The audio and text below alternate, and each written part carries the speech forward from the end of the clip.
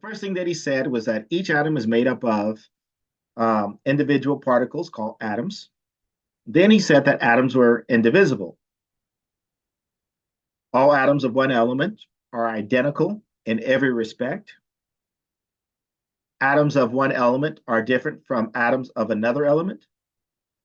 Atoms of one element combined with atoms of another element form chemical compounds.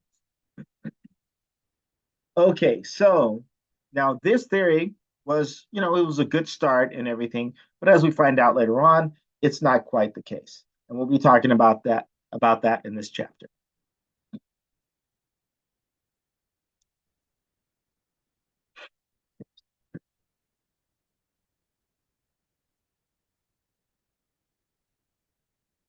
Okay, so these are just the pictures that basically shows Dalton's theory. So here is just basically showing us that an atom of an element is made up of atoms, and then as you can see here, they're all looking identical. An atom can't be destroyed or created or broken up into smaller components. All atoms of a given element have the same properties, including mass. Atoms of different elements have different masses or different properties. And then the last one was that atoms of different elements can be combined in combined in ratios of small whole number to form compounds.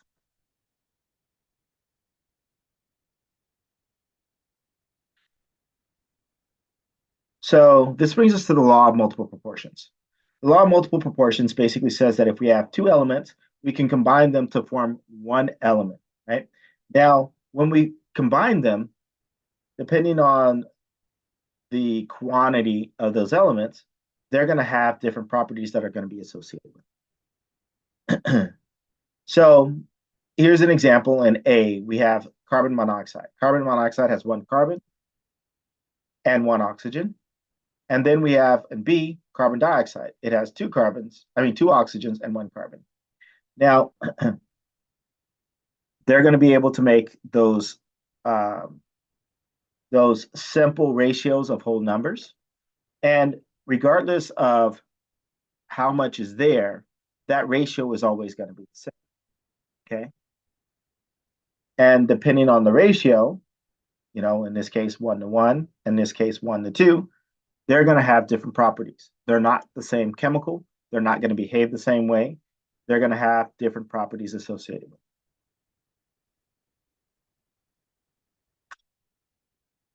So that part of Dalton's theory held up. Now, the thing that didn't held up was Dalton said things were indivisible, meaning that they can't be broken down to anything smaller. So the atom actually can be broken down into smaller components.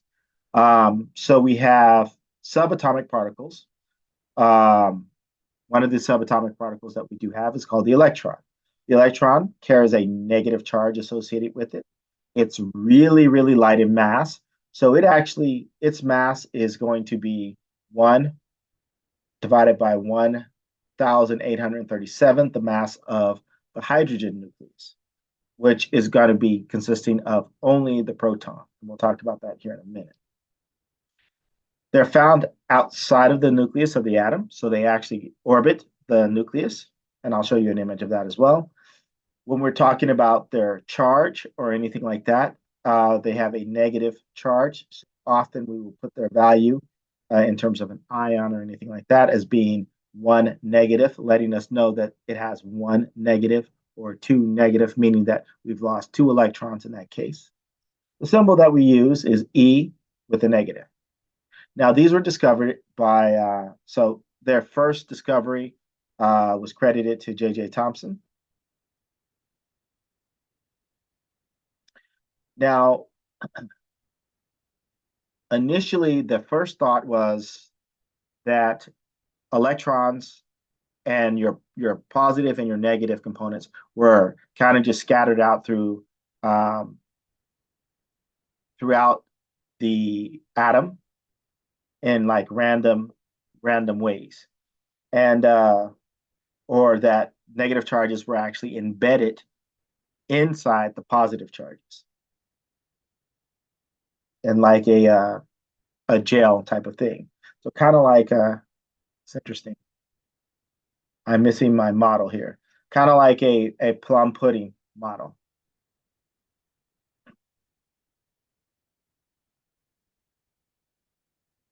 So what they did an experiment, and the scientist Rutherford, he actually did the experiment. He took a gold piece of foil, kind of like the tin foil you guys have in your kitchen, but it's gold. And then what he did, he got a beam of positively charged alpha particles. So these alpha particles have a positive charge associated with them, and um, and since the gold is going to be very very thin, the beam should be able to go through. Now, if it's not deflected by something else. And so then he got a fluorescent screen to coat it so that they could actually detect whether it passed through or if it was deflected off of the gold foil. Now, what happened or what they observed was that when they came across something that was a positively charged, it would actually deflect. So in that case, it would deflect off of the nucleus, which has all the positively charged molecules. On the outside, negatively charged particles.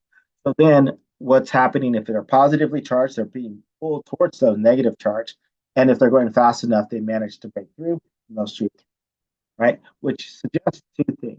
One of the things is that you have a positive charge center, which would cause repulsion, right? And then in the outer part where you would have your negative components, that part is very spacious, right? And so things are able to shoot through it to allow it to go.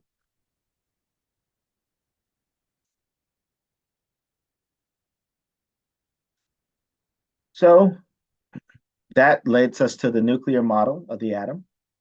So the atom basically has in the center,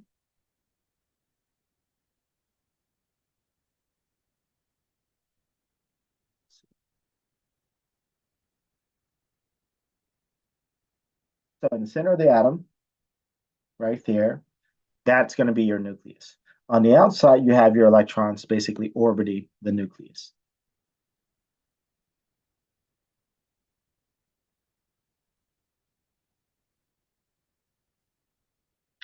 Now, this is going to be the bulk of the mass is going to be coming from your nucleus. It's going to be um, a dense particle or component of the atom, but the major volume of the atom is going to be nearly empty. And so on the outside, you have like a cloud, a light cloud of electrons orbiting.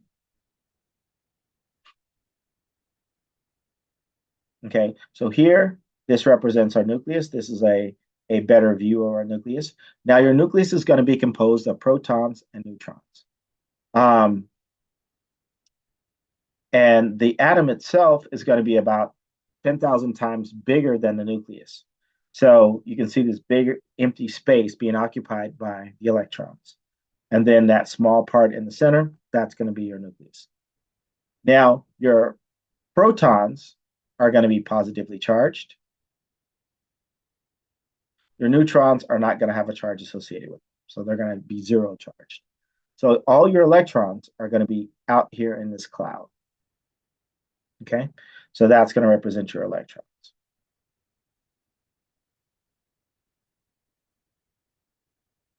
Now, as I said, most of the alpha particles, they weren't deflected, which meant that there was a lot more open space.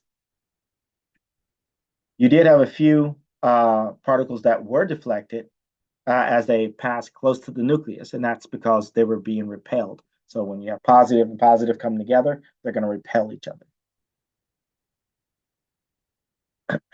And then we had a small number of particles on the collision course with nucleus, so they're always going to be repelled backwards. So if it was dead on, it's going to be pushed back.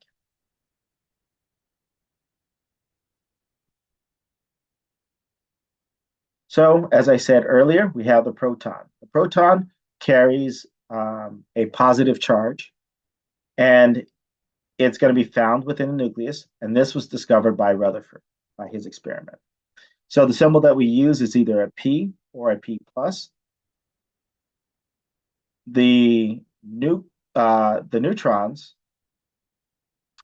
they're going to be neutral, so they're going to have a zero charge associated with them. And they're also going to be found in the nucleus. Now, it's thought that the neutrons are help stabilizing the protons and kind of keeping them together to some extent. Now, the mass of the proton and the neutrons are approximately about the same. So we make that as a unit of one. Okay. So a proton weighs about 1 unit, 1 atomic unit, and then the neutron weighs about 1 atom. The symbol that we use, they were discovered by James Chadwick. Symbol that we use is either an N or an N naught, an N with a zero on the side. So we had already talked about the electrons, negatively charged. They're very, very light. So they weigh 1,837th of the mass of a proton, or the mass of a hydrogen atom. The symbol, again, is going to be an E minus. And again, they're discovered by J.J. Thomson. Now, when we talk about the atomic number, let me take a step back. Everything open right now. We're going to use this one. So if you guys have your periodic table available,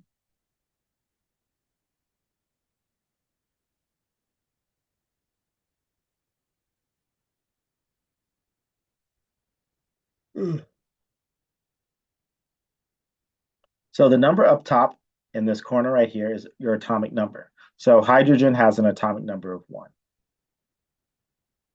Okay. This at the bottom, this number at the bottom, that's going to be your atomic mass, or often we call it the atomic weight. Of course, we know that that's going to be the name of the element that we're talking about, or the atom that we're talking about, and then that's the symbol.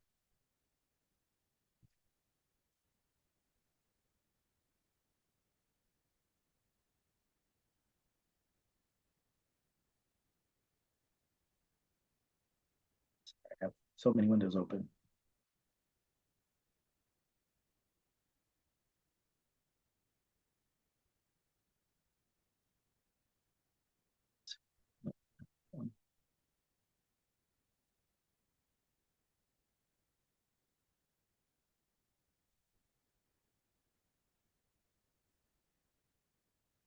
Okay, so when we talk about the atomic number is going to be the same number as the protons. Now, your atomic number defines what the element is. So if you have an atomic number of 6, what element are we talking about?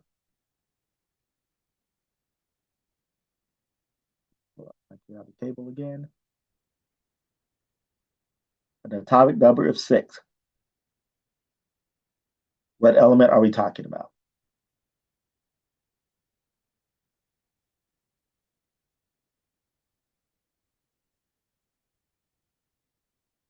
Carbon, my bad. That's right, carbon. So we're talking about carbon. And so anytime that you see an atomic number of 6, you know that you're always talking about carbon. Okay. It can be an isotope of carbon, but it's carbon. Okay. So, and that means that you always have 6 protons in that atom. Okay. In carbon. Okay. So again, the atomic number defines the element, and it also tells us the number of protons.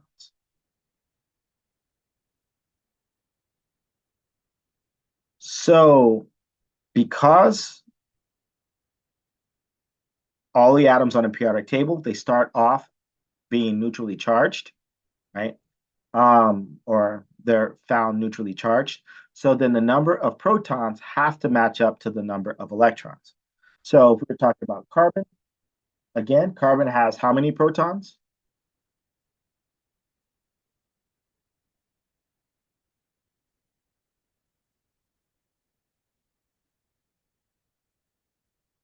6, my bad.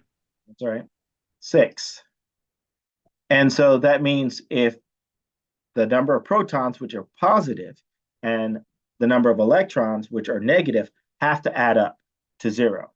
So then how many electrons would I expect carbon to have?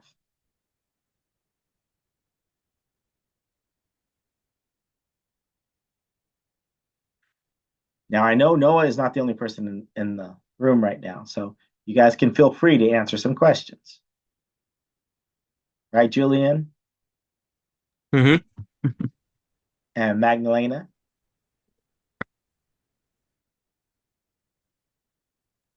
So would it be 0 then, or no? No, it wouldn't be 0 because we know that we have 6 positive charge, which are Mm-hmm. protons. So Yeah. then how many negative charge would we need to cancel it out? Oh, 6. We need 6. So then we would have 6 electrons. Okay. So Uh-huh. we know that carbon has 6 protons and 6 electrons.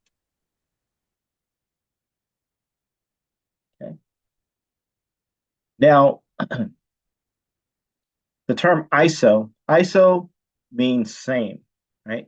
Isotope, the definition of an isotope means it's it's an atom that has the same number of protons, same atomic number, so it's the same atom, but it weighs different. Now, the way that it would weigh differently, because we know that I told you that a proton is going to be approximately, it's going to be approximately 1 atomic mass unit. Okay. There's also neutrons. So neutrons, again, are the neutrally charged one. They're also going to be approximately 1 atomic mass units. And the electron is going to be approximately 1 over 1,872 atomic mass units. In other words, if we take a look at the electron, it's going to be so light that it's not going to have an impact on the weight. I'll say that again. It's going to be so light that it's not going to have an impact on the weight. So the weight or the mass number or the atomic mass is going to be the sum of your protons and your neutrons, which are shown here. Okay. So your mass number, which we represent as A, is going to be equal to the sum of your protons, which is represented by Z, or your atomic number, and your number of neutrons. Okay. So right now we know that carbon has 6 protons. So I'm going to go ahead and put a 6 down here.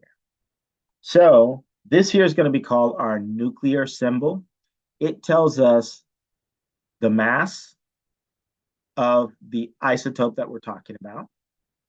It also tells us the whether there's a charge or not, and it will tell us the mass of the isotope. So, and this is carbon 12. Okay, carbon 12 is the most abundant um, carbon isotope that exists. Um, it weighs 12 atomic mass units. We know that it has 6 protons.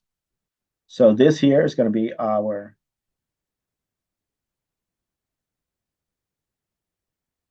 atomic number.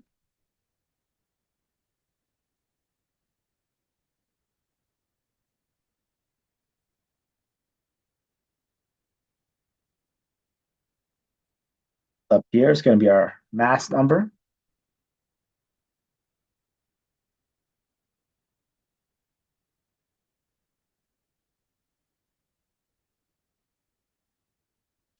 And then over here, let me put that in a different color. Over here, this is going to be the charge. So this lets us know if we have an ion, which we'll be talking about a little bit later.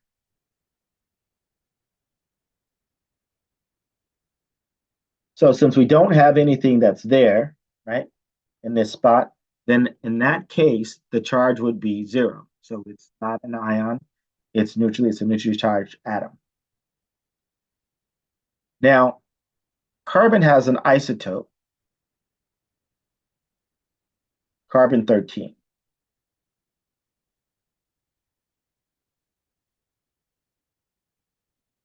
And so this would be its nuclear symbol compared to what we see for carbon 12.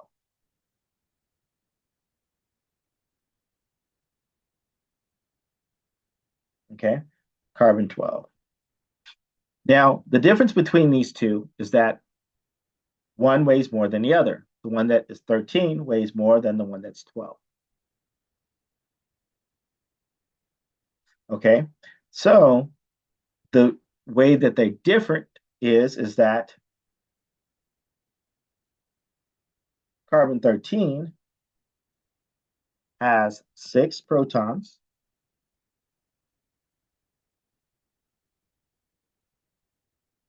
It has 6 electrons. And it has 7 neutrons.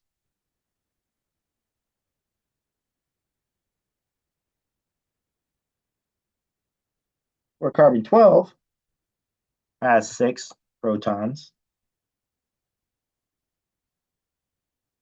6 electrons, and 6 neutrons. Okay, so their mass, this 13, is just the sum of the protons and our neutrons added together. And that's going to be our mass number.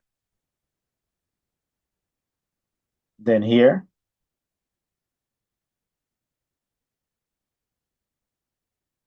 that's going to give us our mass number. Okay. So when we talk about isotopes, they're the same element. Both of these guys are carbon, but one weighs more than the other. They have different weights. Okay. Okay. So what we're going to do is the mass number also lets us know how much it weighs. So if you look on your periodic table,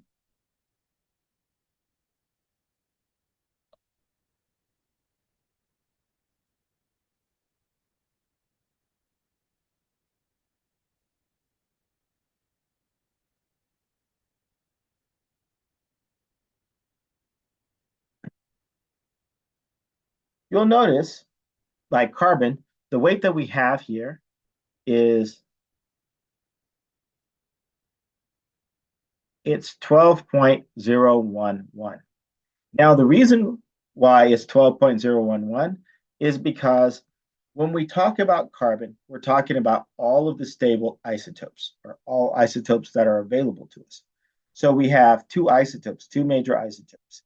We have carbon 13, which weighs 13 atomic mass units, and we have carbon 12, which weighs 12 atomic mass units.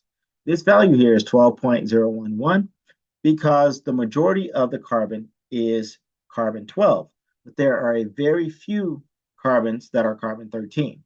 And so if we sit there and did the percentage, we'd get an idea of how much carbon 12 and how much carbon 13 exists in nature. This guy actually has attachment to Wikipedia. So you can actually go here and scroll down and see those isotopes, the percentages, that is. So these are the major isotopes of carbon 12 and carbon 13. And you can see carbon 12 is 98.9%. Carbon 13 is 1.1%. There's very, very, very, very, very little carbon 14, and there's even less carbon 11. It's actually a synthetic. So in nature, you have the bulk of it being carbon 12 with very little of it being carbon 13. Now, both of those are stable forms of carbon.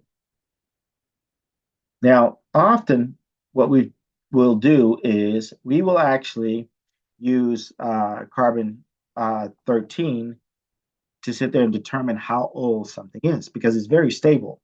And actually, you can take a look here. Carbon 14 is also used for this process as well too.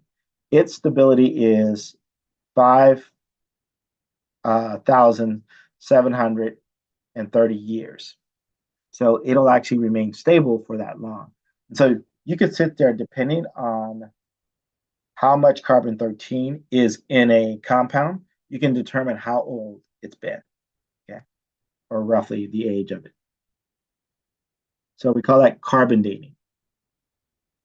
And it's not carbon going up saying, hey, baby, what's your number? So carbon dating is just the aging of that component. Any questions?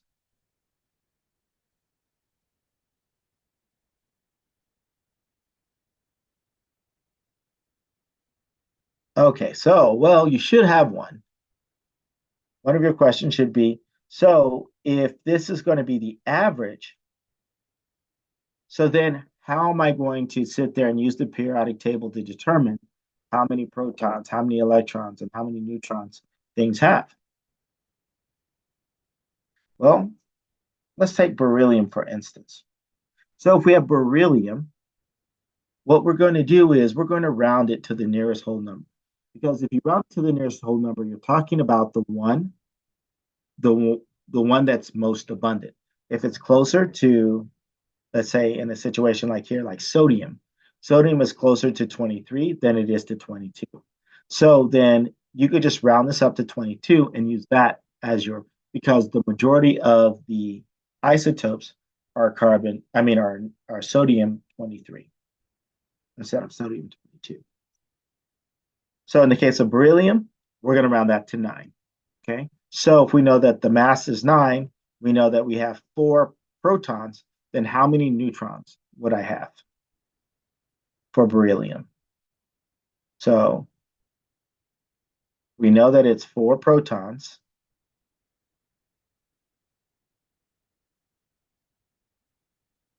We know that the mass is going to be approximately 9.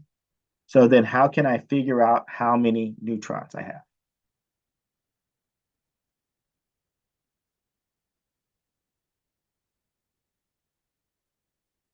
Okay, so the way that we would determine the number of neutrons, so let's do this. Protons, we have 4. Neutrons. So neutrons are going to be the mass number, which in this case is going to be 9, minus 4, and then that's going to equal 5. So we end up with 5 neutrons. And then how many electrons are we going to have?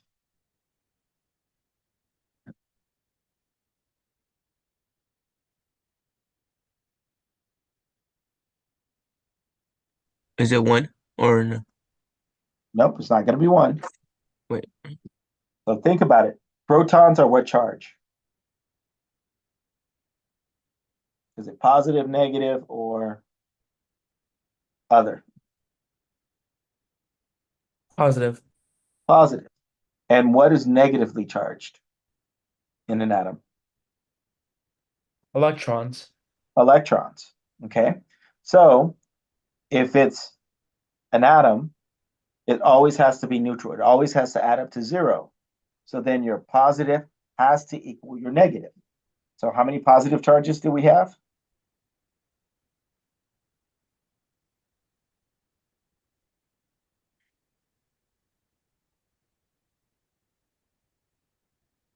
What was positive again? Which subatomic particle?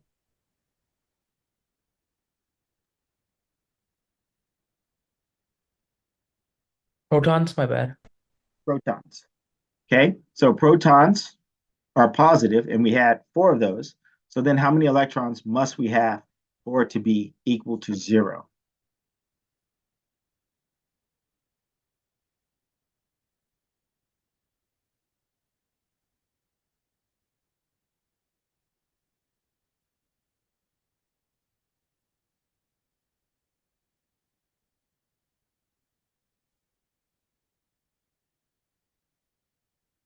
Anyone there? Oh, 4.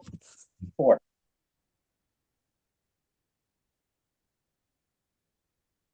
Okay. So that's how you would calculate how many of each you have. Okay. So if I have chromium, get down here to chromium. Chromium. So then how many protons would chromium have?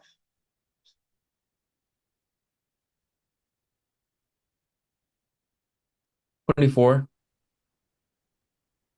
Okay, so we'd have 24. Let's see.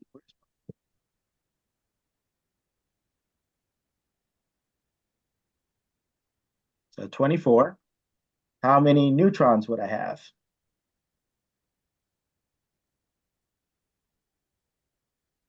$12. Okay. And how did you get 12? And are you sure?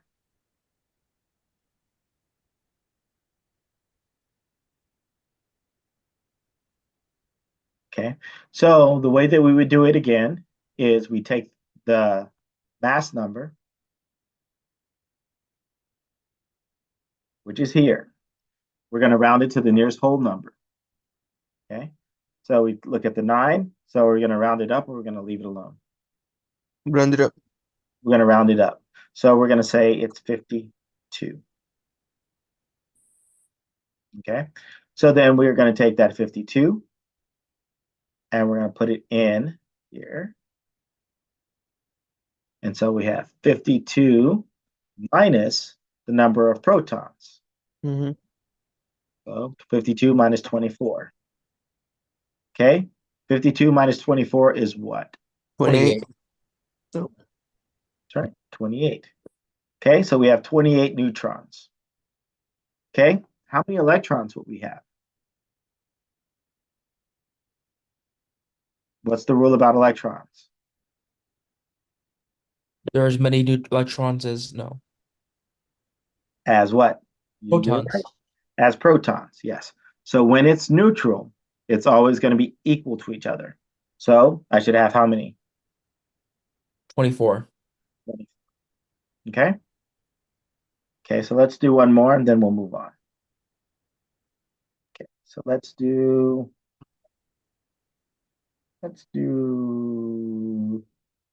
hardware. Let's do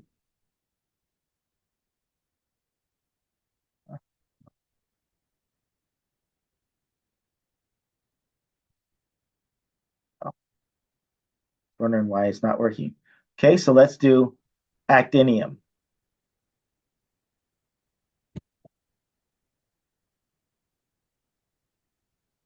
How many protons? 89. 89. Okay. How many neutrons?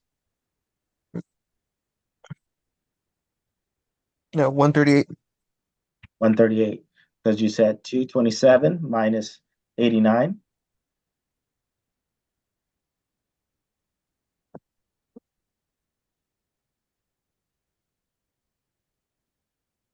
And then how many electrons?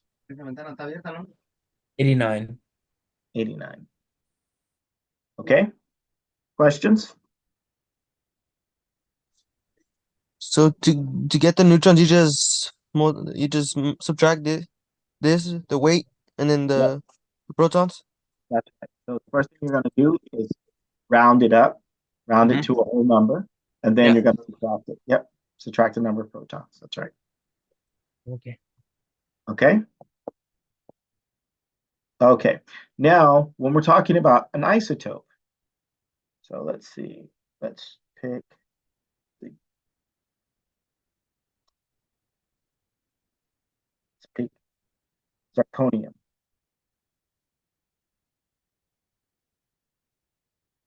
Okay. So we'll pull up one of the isotopes for zirconium.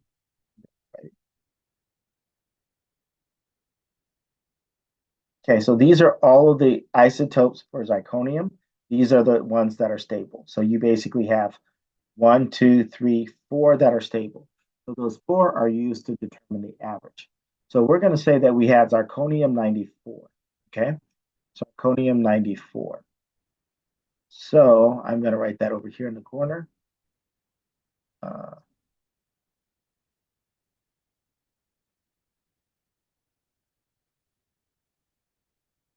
Cr 94. And then we put our 40 down here. Okay. So zirconium-94.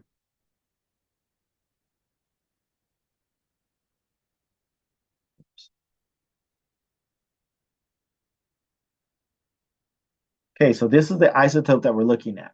So again, the top number is going to represent our mass number. So that's going to be how much it weighs. This particular isotope, it's going to have 40 protons. So knowing that, how many protons do I have?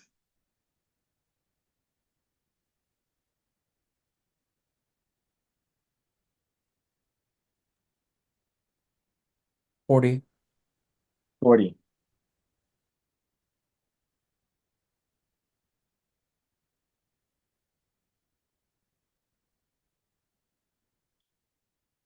Okay.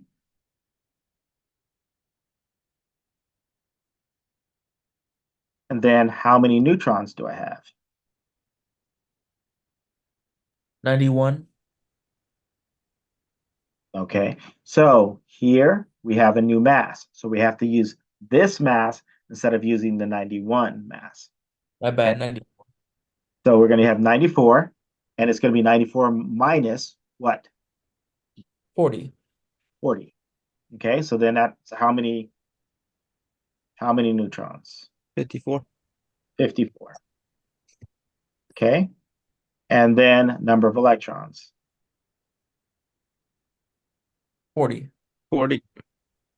Okay. Questions? Wait, so how did you get the 94? So because you're given the isotope, so I'm saying I'm giving you this particular isotope. An Mm-hmm. isotope, it can weigh different than the mass of what we see here, right? Mm-hmm. Because it's an Mm-hmm. isotope. So in this case, this is a particular isotope. So we need to find out the truth for this particular isotope. So the Mm-hmm. truth is that it weighs 94. So since it weighs 94, the only change that you're going to have in the weight is going to be its neutrons. So you take your 94 minus 40, and that gives you the number of neutrons. Okay. Everything else is going to be the same. Mm-hmm. Those are clean. Does that make sense? Yeah. Okay. So anytime that you see a nuclear symbol like this, you know that it's an isotope and it's going to pertain only to this particular isotope. So you need to find out its truth, not everybody's truth, its truth. Mm-hmm. Okay? Where this here represents the average of all isotopes. So all stable isotopes, that's what this would be down here. It's just the average. Okay, questions? No questions? Any concerns? Anybody want to give me cash? Well, I thought I'd ask. One day it's going to happen. Okay, so let's move forward. Or do you guys want to do one more isotope?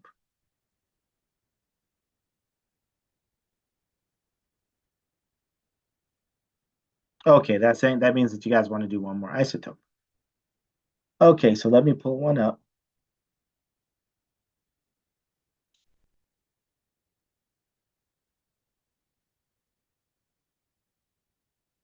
Okay, so we're going to use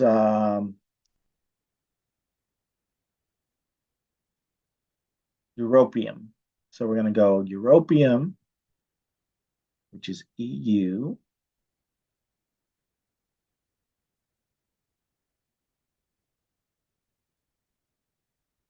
$153,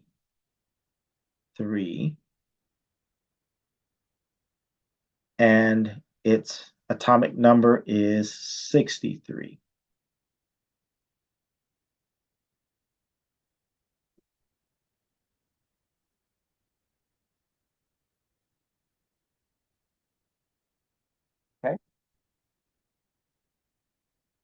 europium 153, atomic number 63.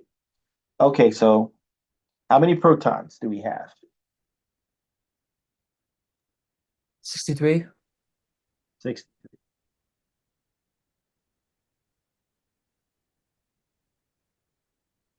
Okay. How many neutrons do we have? 90. No, I do had uh also 63. You said 153 minus 63? Does it mean electrons? Nope, Oh, neutrons. neutrons. So 153 minus 63, 90. 90. 90. And the number of electrons, 63. 63.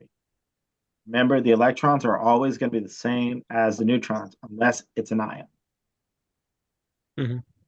Okay. Yep. Okay. How you feeling? I'm good. Okay. So let's move forward. Okay. So this is just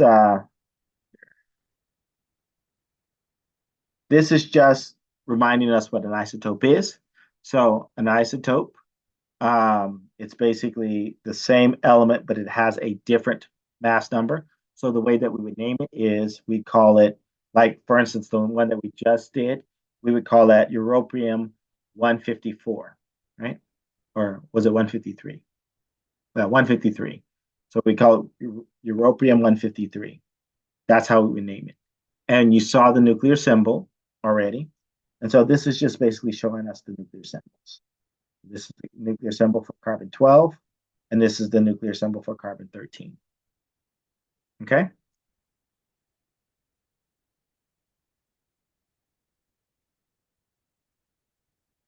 Any questions? Okay, perfect. So we'll see if you guys got this figured out.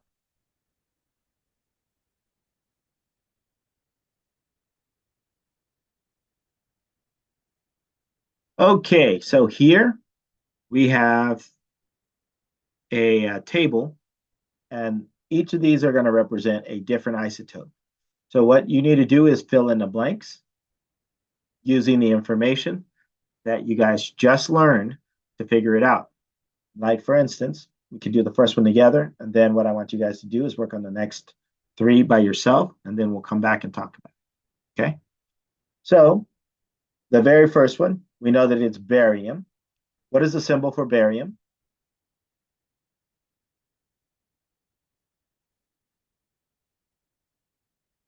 Is it BA? It's Ba. Yes. I look on the periodic table, and we know it's Ba. Okay. And the atomic number for barium?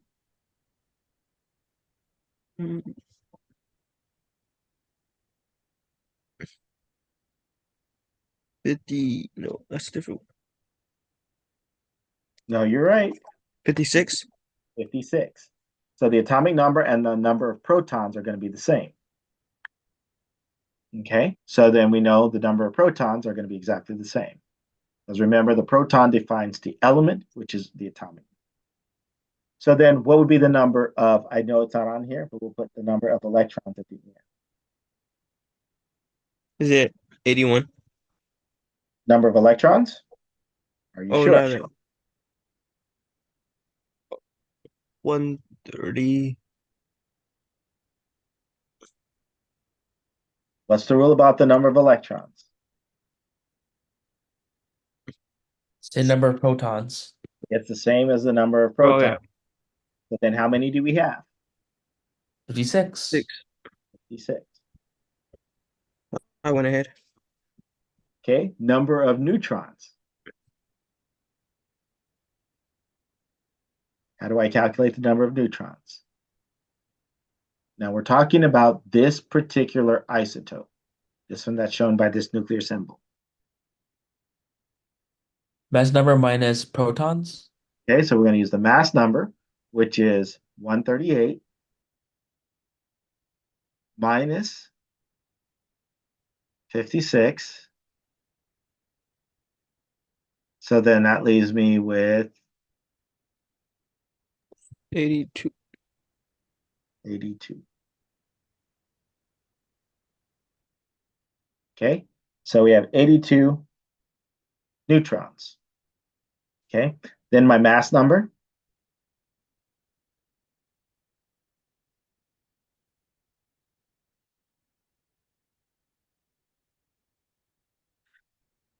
Isn't that just 138?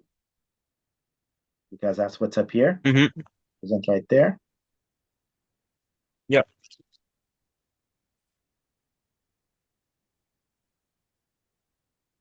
And the name of our isotope.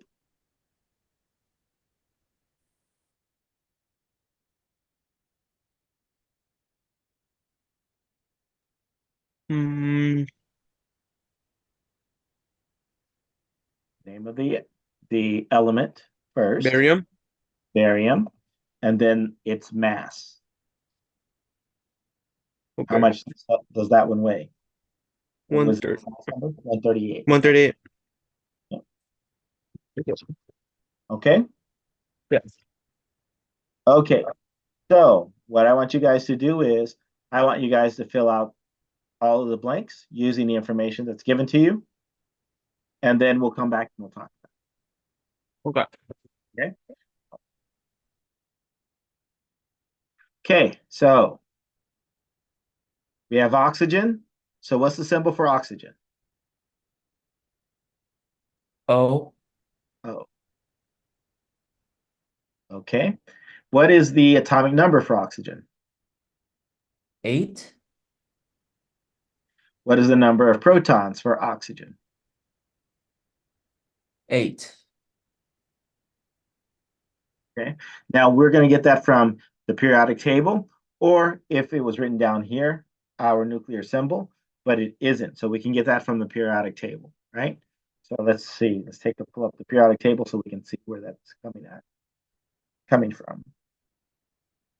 Okay. So if we look for oxygen, it's right here. So that number at the very top, that's the atomic number. That tells us the number of protons. Okay. So in this case, they're telling us the number of neutrons are 10. So that means the mass number is going to be what?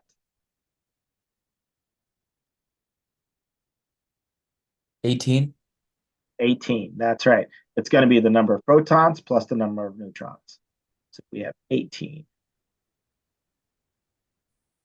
So then our nuclear symbol is going to be,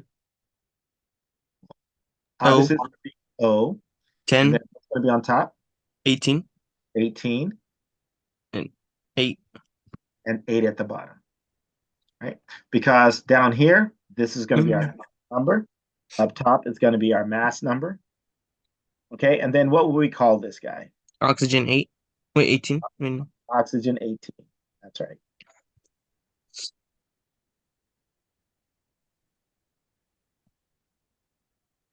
Okay, what about the next one? lead. Lead. Okay. What is the symbol for lead? PB.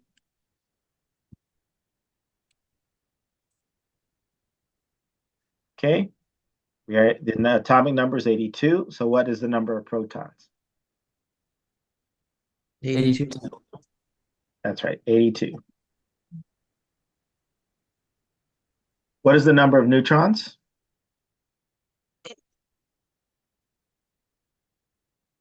206 minus 2. So we know it's 206 minus 82. 82. Yeah. 124. Okay.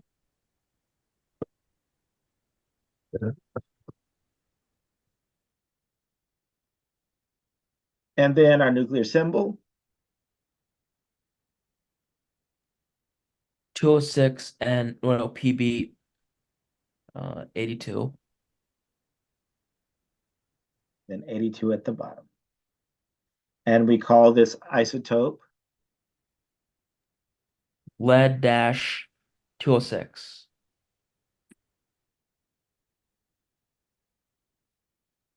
okay. Okay. Let's work backwards with this one. Zinc. Zinc 66. So what would be its nuclear symbol? 66 ZN 30.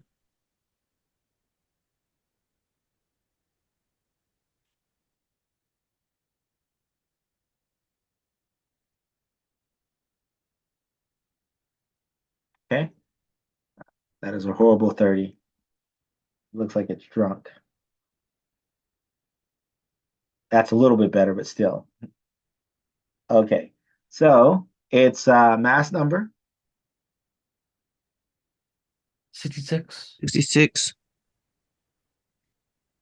number of neutrons, 36. number of protons, 30. its atomic number, And 30. symbol, ZN.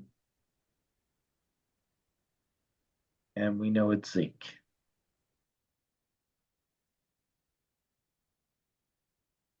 Okay. Questions?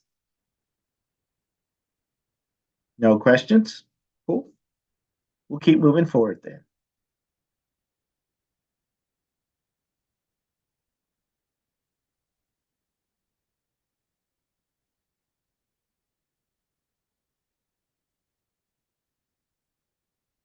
Okay.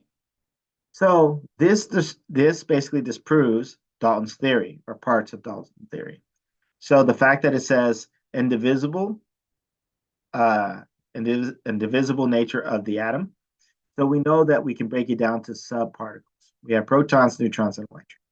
So that this, and then we also know that not all atoms are created equally, or not all elements are created equally.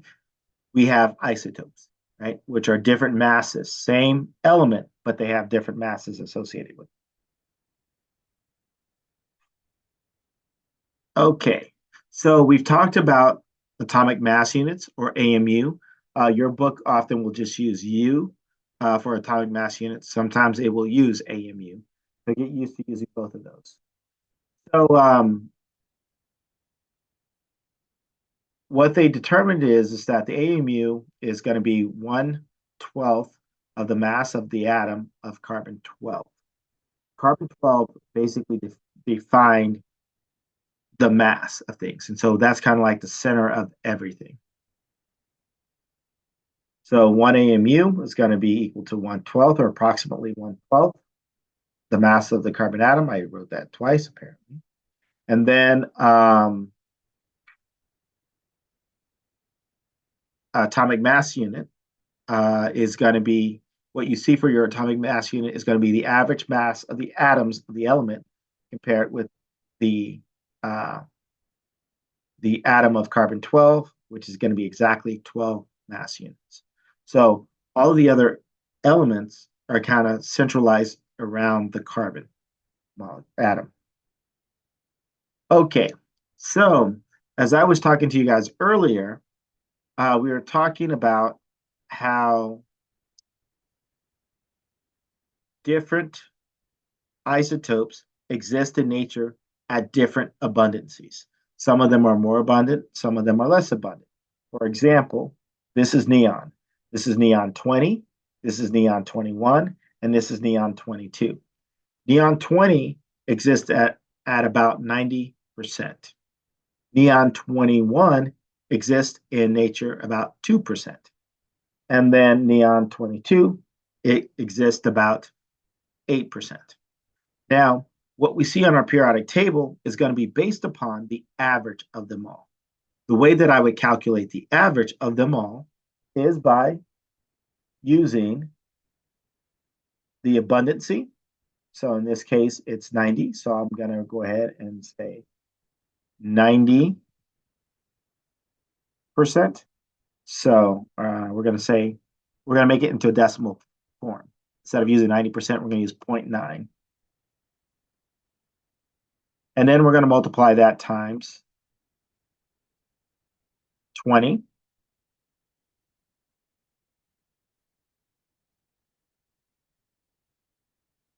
Plus, I'm going to take the percentage, and then I'm going to make that into decimal form.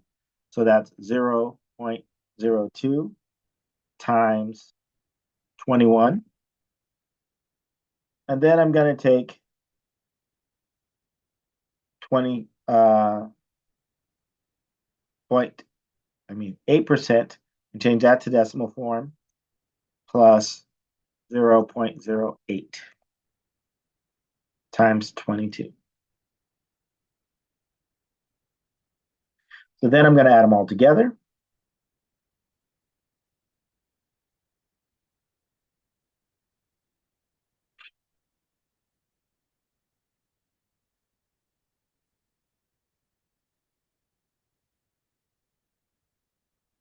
Okay, so I go my 0.9 times 20 plus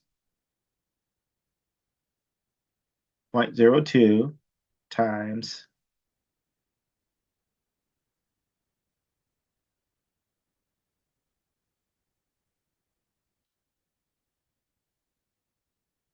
21 plus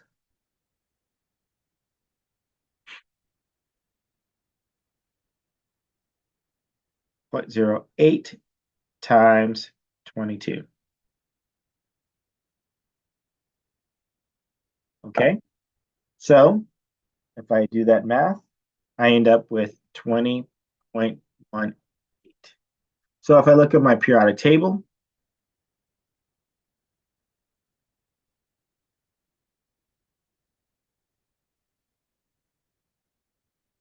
look for neon. Neon is 20.18.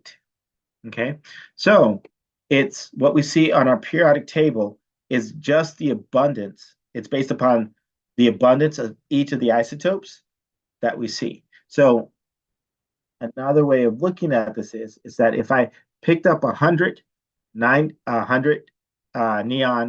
atoms, 90 of them are going to be neon 20, only 2 of them are going to be neon 21, and only 8 of them are going to be neon 22.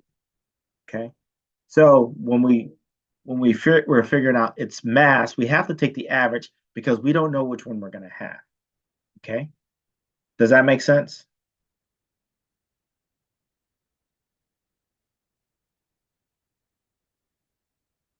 Okay, so this is a table of the abundancy of the different isotopes. So here is the hydrogen isotope. So there are 2 major hydrogen isotopes. And this is the abundancy in terms of percentage. So hydrogen 1 is going to be 99.9885%. Hydrogen 2 is going to be 0.0115%. And then these are the ones for helium, and so on and so forth. Okay, questions?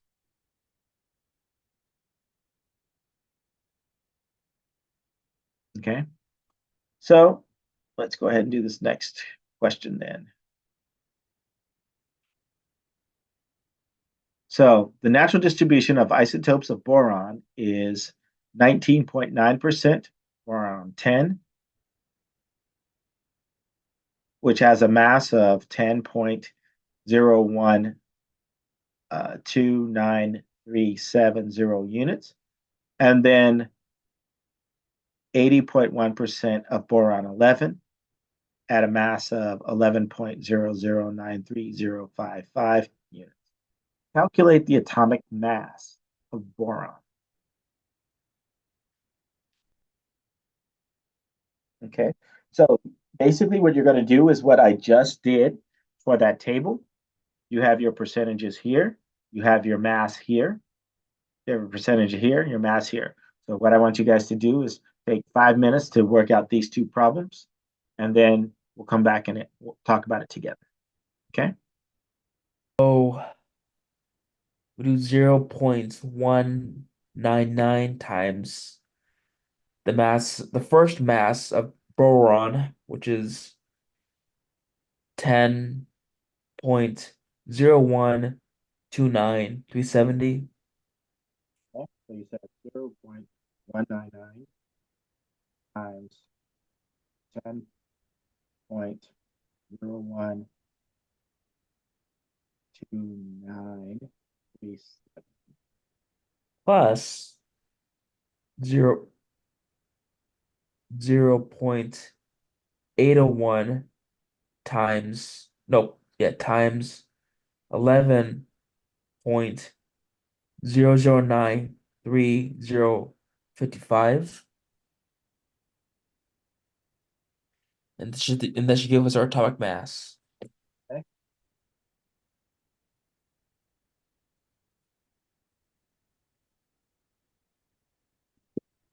Okay.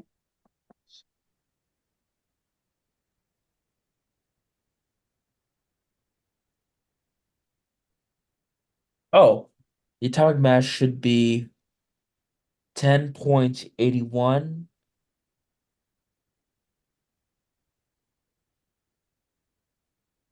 And then we'll use units. U. Okay. Or you can use AMU. That would be fine as well too.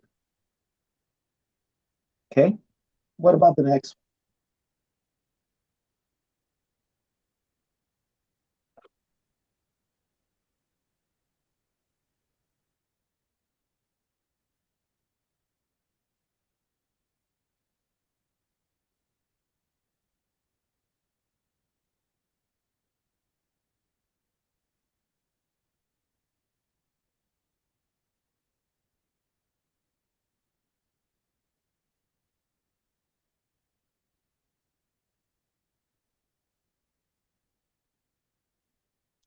So we're going to pretty much do this exactly the same way.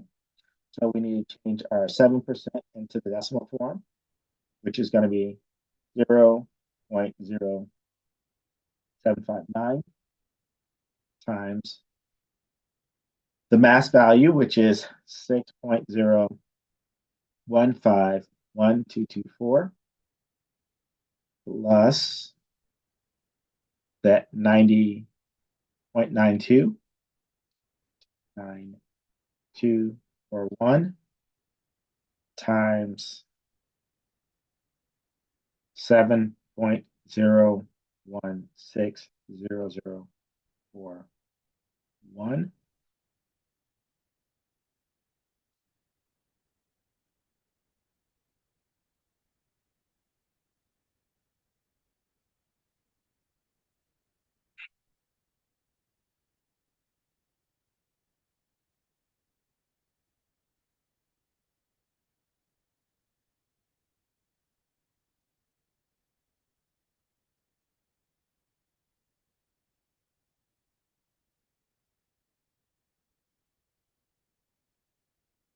Okay, so that's going to be equal to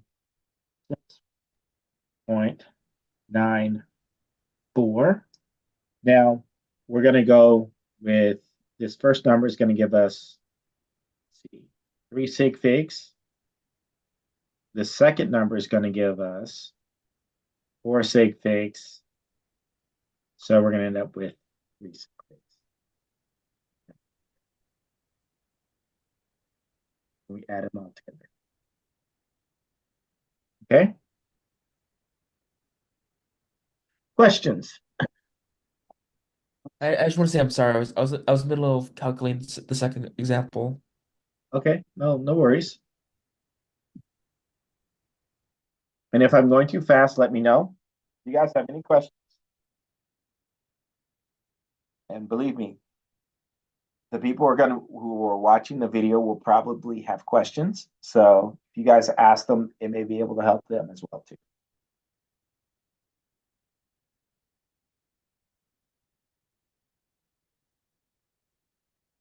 Okay, no questions, then we'll keep moving forward.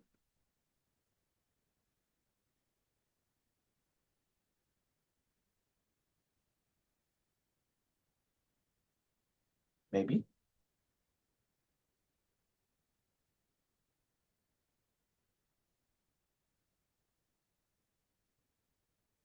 There we go. Okay, so the periodic table was actually initially arranged by atomic mass. And then they found out that this wasn't the best arrangement because there were errors that were associated with the atomic mass. And so They then rearrange the atomic periodic table based upon its atomic number. And that's what we have now. And so this here is a traditional US periodic table. Now, you'll notice we have the IUPAC nomenclature or notation. That's what's used by everybody in the world now. And most of the students now are just learning the IUPAC.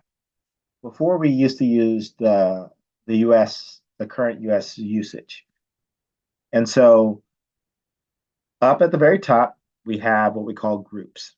So the numbers here are going to represent the groups. So in the American usage table, you have 1A, 2A, then these are all considered Bs.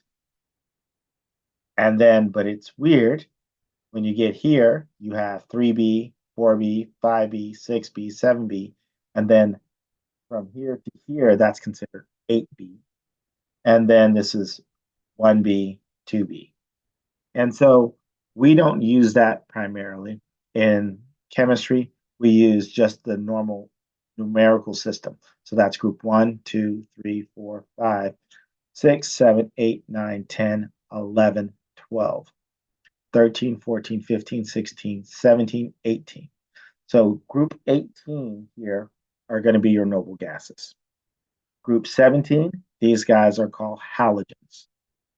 Group, let's see, we'll do a little cheat. Group 16, those are called chalcogens.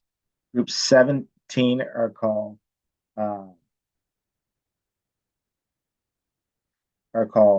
pnictogens. Group 1, these are, or I should say primarily down here, these are going to be your alkaline metals. Group 2, these are going to be your alkali metals. Group 1 are going to be your alkaline metals. The ones here in pink, these guys are going to be your transition metals. The ones here in baby blue, so those are going to be your post-transitional metals or post-transition metals. The ones here that are in cyan, those are going to be your metalloids. These are your non-metals, and as I said, those are your noble gases. Questions? No questions. Okay. So we've talked about how to read our periodic table. So here at the top, we typically have our atomic number. We have the symbol. We have the name in our case. And then we have the atomic mass. So that's one of the reasons why I like P-table's periodic table. That's the one that I share with you guys, so that you actually have the symbol. And there's a lot of cool little interesting tidbits that we can sit there and tell from it. So these here are all solids at room temperature or normal conditions. This here, these are liquids at normal conditions. These here are going to be gases at normal conditions. And these we don't know yet because they're synthetically made, so we don't know their natural forms yet.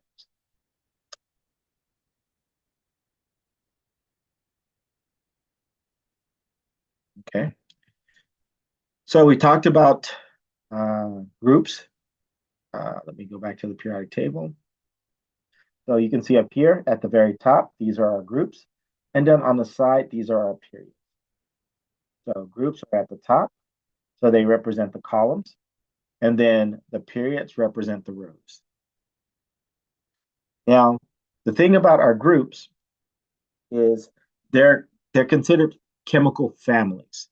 So group 1, these guys are going to behave similar to each other. So they're going to have similar properties. When they react, they kind of react similarly in most cases. Same thing with group 2 metals. They're going to behave very similar. Same thing with your halogens, your chalcogens, your pnictogens. So those are also going to behave similarly. Now, your main group, so that's going to be group 1, 2, 13, 14, 15, 16, 17, 18. Those are considered your main group. So with the go back. With this periodic table, all your main groups are going to be the ones that have A's in them. The one that has B's, so those are not going to be your main group. They're going to be your minor groups.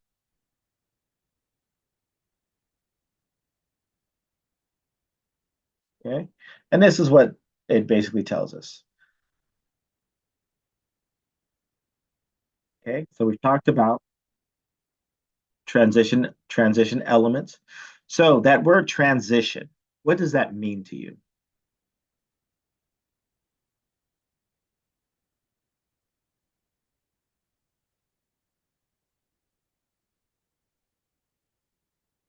Anyone? The word transition. So I'm going through transitions. What does that mean?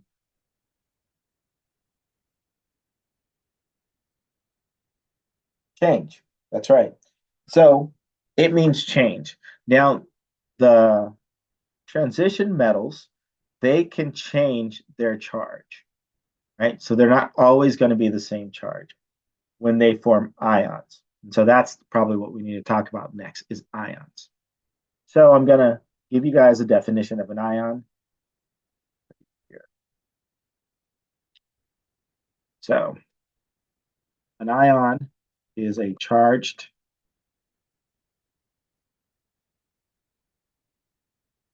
atom. Okay. So if we have ions, there are two types of ions that it can be. It can be a cation, which are going to be positive. So cat ion, cat meow, ion, positive. It's a good way of remembering it. Pa, as in meow, pa, positive. Okay.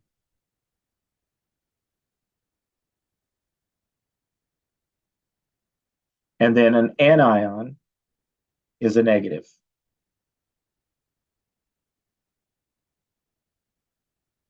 Okay. So a positive ion results in the addition of a positive ion results in the removal of electrons. A negative ion is going to result of the addition of an electron.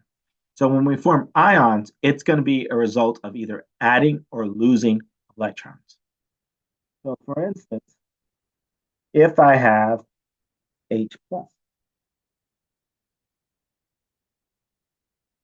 H plus means that I've lost one electron. So if I want to determine how many electrons I have for hydrogen, let's do protons first. How many protons does hydrogen have?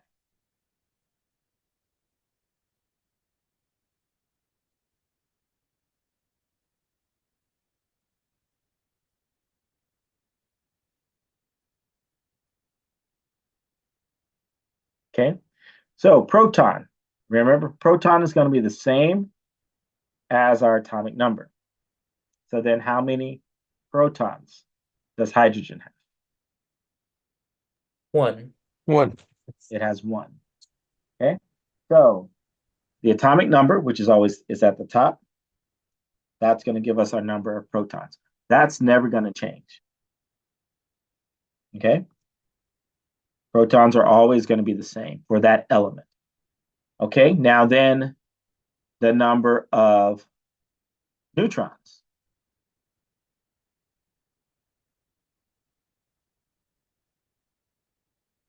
For hydrogen. Less than one, but more than zero. So Now zero. remember, what are we going to do with this number here? In this case, we're going to round it to a whole number. So then it'll be 1 minus 1. 1 minus 1 is what? 0. Okay, so we have 0 neutrons. Okay, now in this case, how many electrons will we have if we took one away?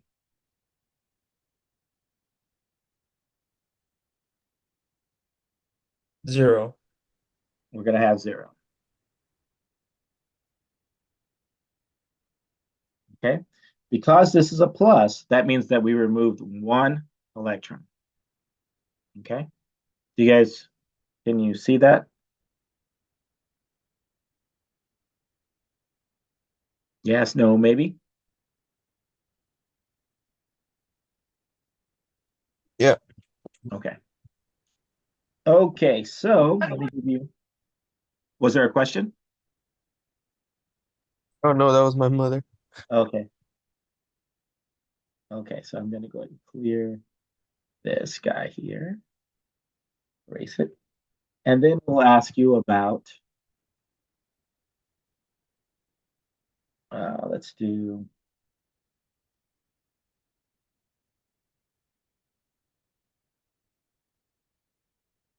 so we're gonna make it a little more challenging. Can't make it too easy for you. Dr, it's gonna be 3 plus, and we're gonna do 54 up top, and then that's 24 down. Okay, so in this case, we have an isotope that is an ion. Okay. So how many protons do we have for this isotope?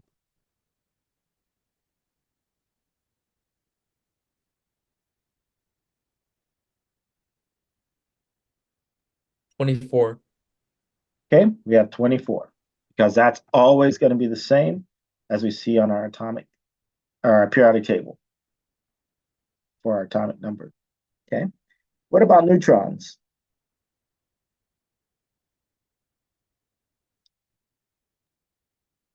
54 minus 24 is 30.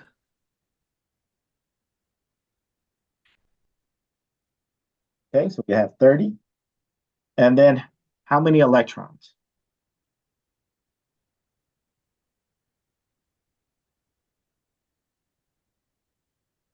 How many would we have normally if it wasn't an ion? 24. 24. 24. And then this tells us that we removed 3 electrons. So 24 minus 3. 21. Okay. Okay. So that's how you would do an ion. Okay. So is Cr3 plus, is that going to be a cation or is that going to be an anion? Had it on. It's going to be a cation because it's positive. Okay. Let's see. Let's do one more. And then we'll move forward.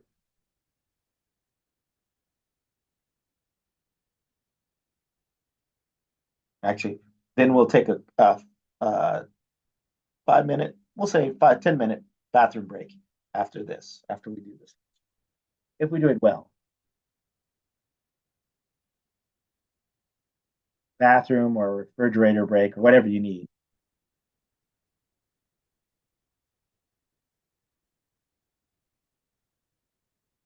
Okay, so let's do SE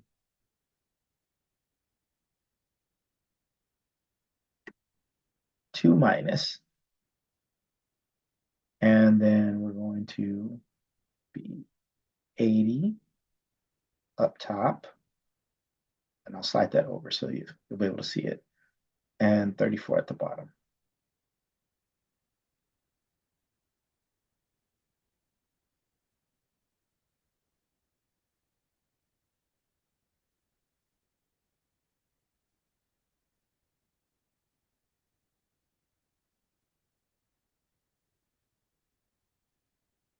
Okay, so how many protons? 34.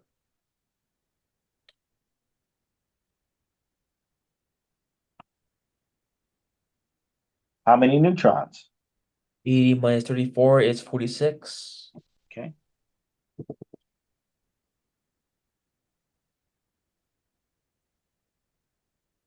Okay, and then how many electrons? 34 minus 12 is 32. You mean not 12, this is just a 2. Oh, sorry, I meant to say 2. Okay, now it's 2 minus. That means that we're adding 2 more electrons because electrons are negatively charged. So by us making it 2 minus, that means we added 2 more electrons. So then 36. that would be, that's right, 36. So it's 34 plus 2. Okay. I know it's a little backwards or thinking about it a little backwards because when we always think about the minus, we think about subtracting it, right? But we have to remember that we're talking about electrons. So that's going to be 36. Okay. Questions?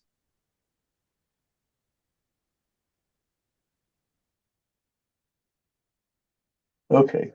So we know that only ions are going to have charges associated. So if there's no charge there, we know that that atom is always going to be neutral. So that means that they're going to be balanced. Okay. So as we were talking about earlier, these are our transition metals. We also have what we call post-transition metals here. Okay. These guys are called uh, lanthanoids. These guys are called actinoids. These are my alkaline earth metals. These are my alkali metals. Metalloids. These are my reactive nonmetals. These are my noble gases. These are all the nonmetals.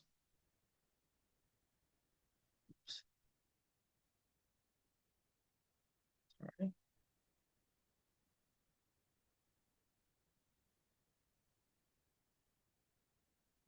These are my metals. Okay.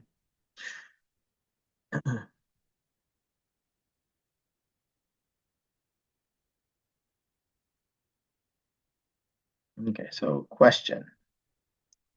So list the atomic number, chemical symbol, and atomic mass of the third period element in group 16. So when you see it written like this, just go with the number, group 16. Group 16, third period. Classify the element either as a main group or a transition element and either a metal, non-metal, or metalloid. Okay, so let's go to our periodic table. So it was group 16 and third period. So where is group 16?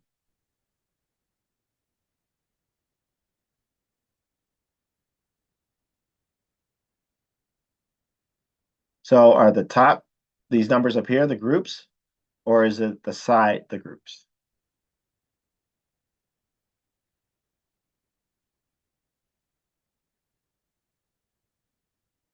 The top.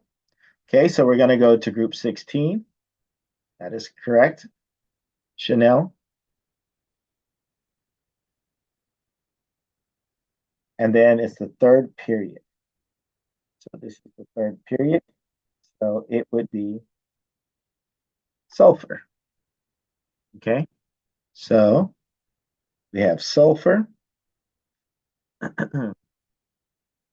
What is its atomic number?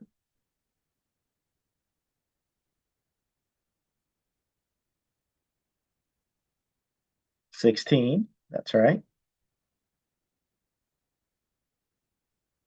What is its atomic mass?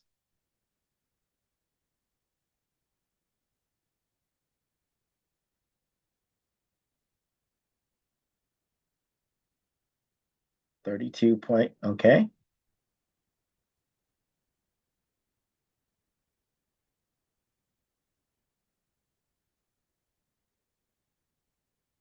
Is it a main group or a transition element?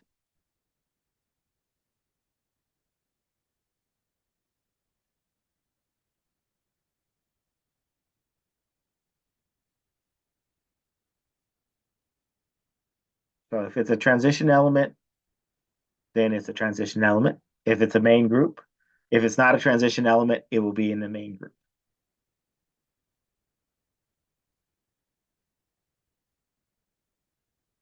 That's right. It's main. That's right. So it's part of the main group.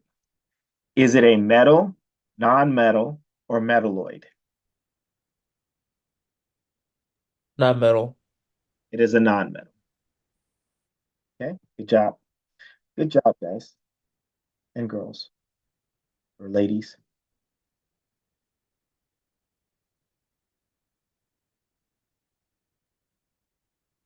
Okay.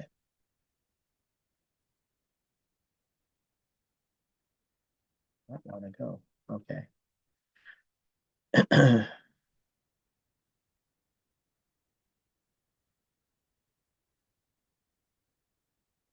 Okay, so you want to study these elements. You want to be familiar with the names of these elements. So these are the most common elements on the periodic table.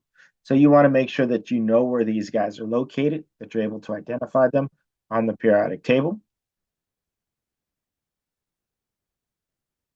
And you guys can see these are where they're located at. Okay. Questions? Any questions? Okay, so next we're going to be talking about chapter 20. Um, chapter 20 deals with nuclear chemistry. And I like going through chapter 20 because it's a short, brief chapter, and especially after you just learn how to use the nuclear symbol, because that helps us with the equation.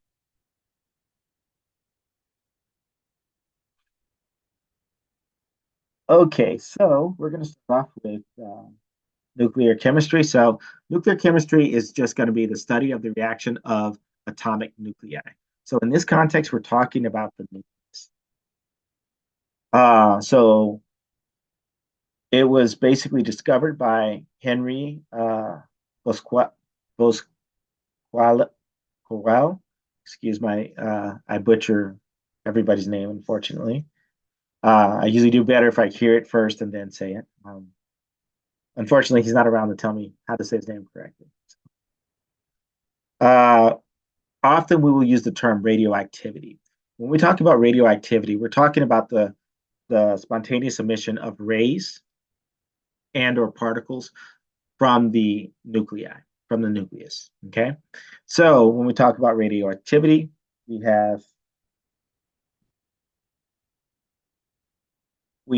what we call alpha particles.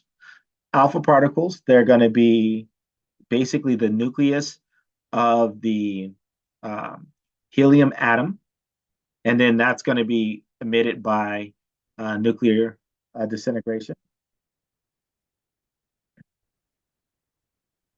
Alpha decay is when you basically have a nuclear transformation where your alpha particle is a product of that change.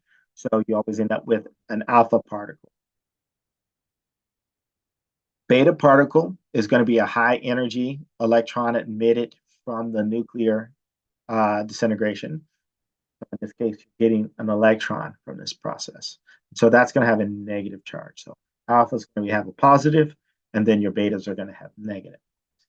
Beta decay is going to be from a nuclear transformation where beta particles are going to be produced, or one of the products. And then you have gamma rays. Okay, so then that's just going to be high energy electromagnetic emissions of radioactive disintegration. Okay.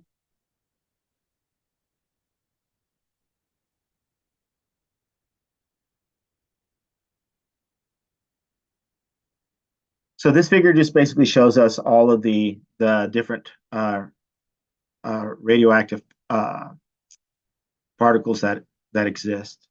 And so we have our beta particle. So we know that beta is going to be negative. So if we put an electric field or a charged plate, in this case, the beta particle is going to go towards the positive because it's negatively charged. The alpha particles are going to go towards the negative because alpha particles are positively charged. And then gamma rays are not going to go towards either because it doesn't have a charge associated with it.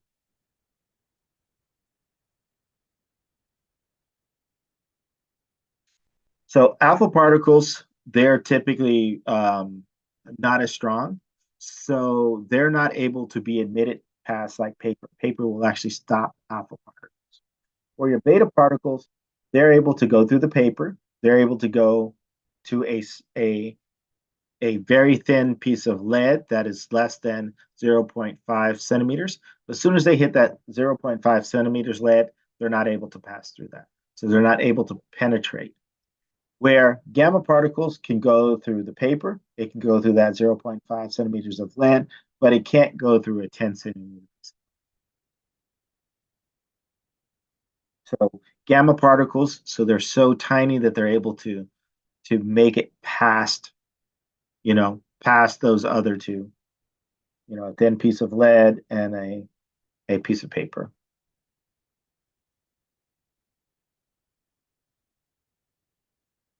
So the ways that we detect radioactivity, one way is by exposing it to film, so photographic film, and that's actually how it led to its discovery. There was a situation where the film was always exposed, even though it hadn't been completely open. And so as a result of it, the film was all black. And so that meant that that room, that area was actually contaminated with radiation. You can also use a cloud chamber. And so this is just basically a closed container that consists of air and supersaturated vapors. And so that also will detect that radioactivity. And then we have certain instruments called, one of them is called a Geiger-Muller counter, or we often will call it a Geiger counter. That's one way of detecting it. It's usually you guys see them on the movies where they have this little device that they're holding up, and then they put it next to things and it starts beeping. So that's a Geiger counter. Scintillation counter, basically it's that you use these vials with a liquid solution that you put samples or something that you've wiped radioactivity down with, and then you use that to detect the radioactive level. And you can also use a gamma camera scanner. So late night. So the way that you're using film detection is that your radioactive particle is going to be here. So you put a cassette with that particle, you just expose that particle, and then you develop your film, and then you can actually see a little defect where your radioactivity was.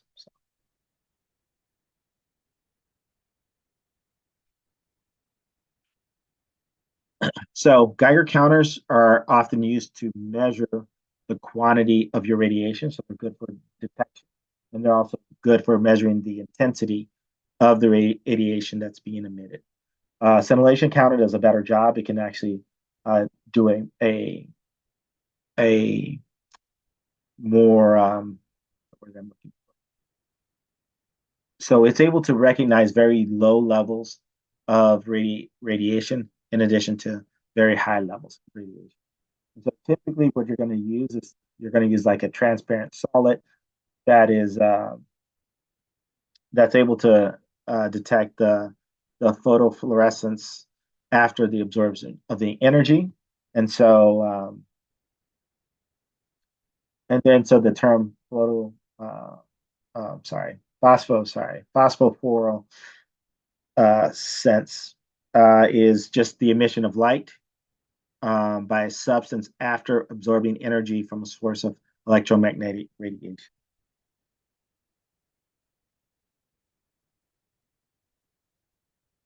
So here is basically how a Geiger counter works.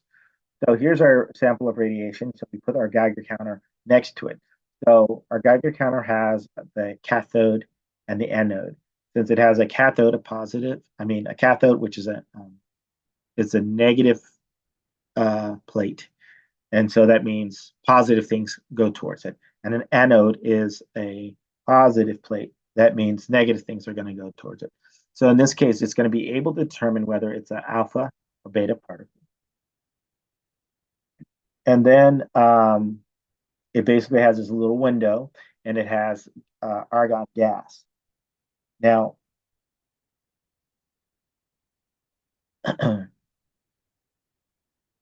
so as the radiation passes through the window, it's gonna be ionized. It's gonna ionize the I'm sorry. It's gonna ionize the argon gas. So we know that argon is a noble gas. It's typically not charged. It doesn't like to be charged or anything like that. So in the context of radiation, it's going to cause it to be charged, either positive or negative.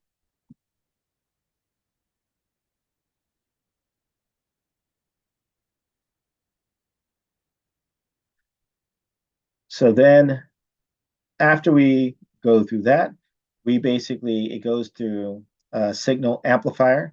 And so that signal will start giving us noises. And so it has a little speaker. And then so you'll start hearing as the intensity or your radiation intensity increases, the noises gets more frequent.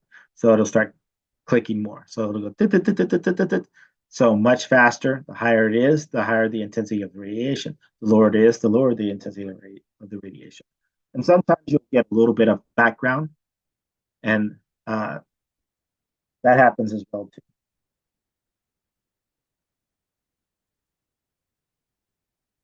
I don't know what's going on with my.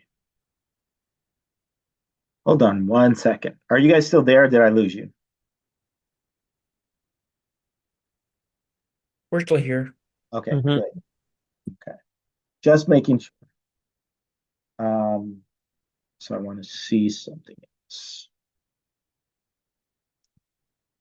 I'm gonna stop for a second. How are we doing on time? 9:05. Okay, good. We're actually doing really well on time.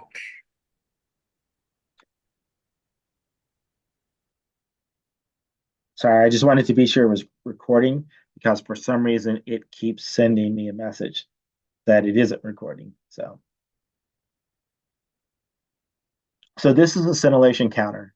So those little vials, they go in here, and so typically you take a little solid piece of substance, you wipe it with the radiation, you wipe the surface with the radiation, and you put it in the solution.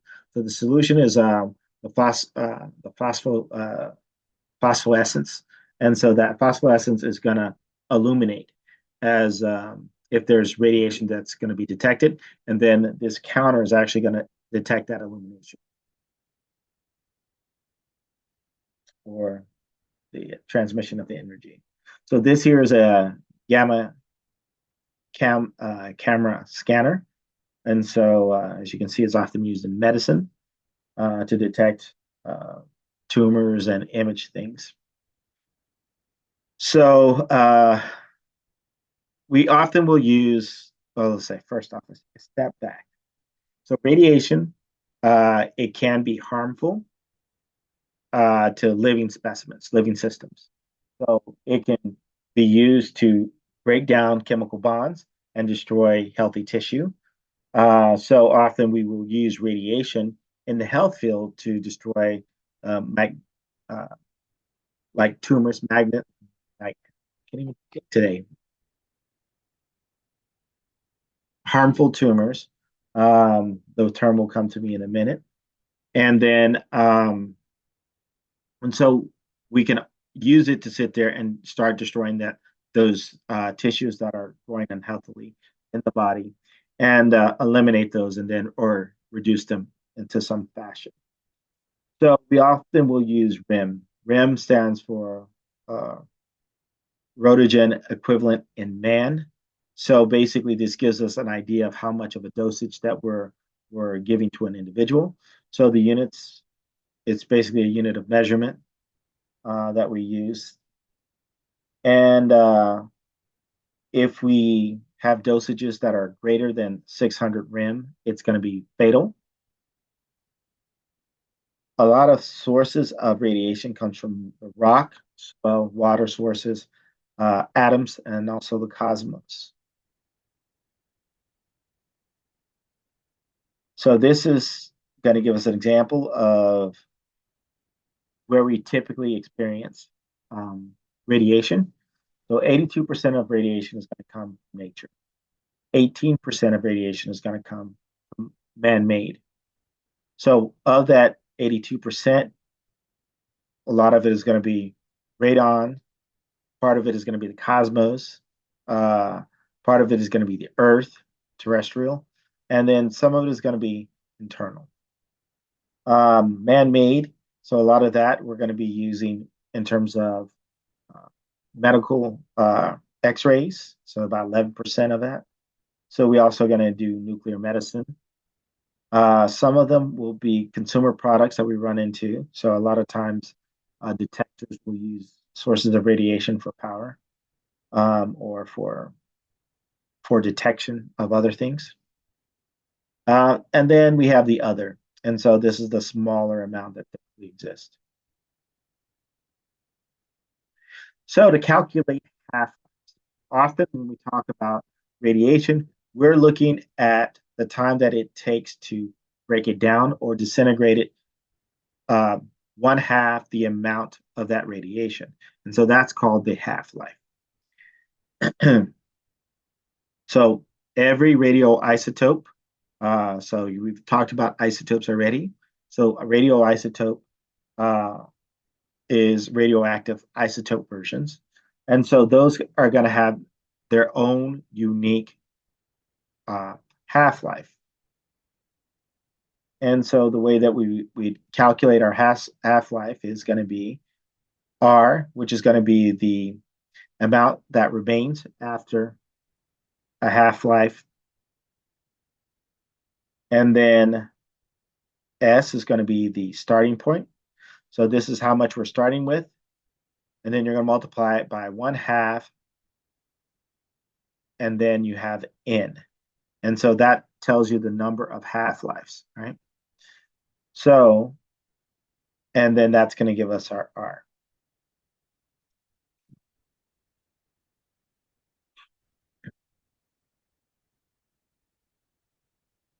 So often what we will do, we'll plot the fraction of the sample that's remaining versus the half-lives. And then we're going to use that to sit there and determine how much that we that remains after the number of half-lives that we completed. And then the half-lives are going to pass through a certain fraction from the original samples. So this is just basically that graph, right? So this here represents a half-life decay. So this here is if we have 50% of the sample remaining. At this point right here. And so that is going to be 1 half-life. So if we break down half of that, that's going to be 1/4 of that sample remaining. That's going to be 2 half-lives. And then we break it down even further, that'll be 1/8. That's going to be 3 half-lives. And then half of 1/8 is going to be 1/16. That's going to be 4 half-lives. And then half-lives is going to be 1/32 of your quantity remaining. Assuming, again, that you're starting off with 1.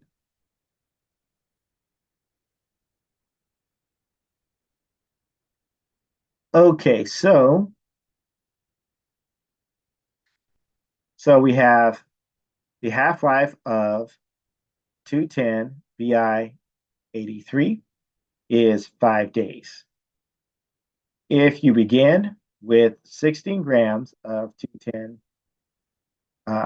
of Bi 210, how many grams, bismuth 210, sorry, how many grams which you have left after 25 days, which is 5 half-lives.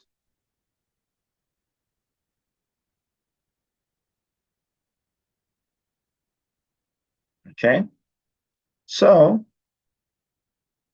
we know that the equation was R, the remaining part is going to be equal to the starting times 1/2 to the n power. So I'm going to use a caret. This here, the symbol is called a caret. Let me find it.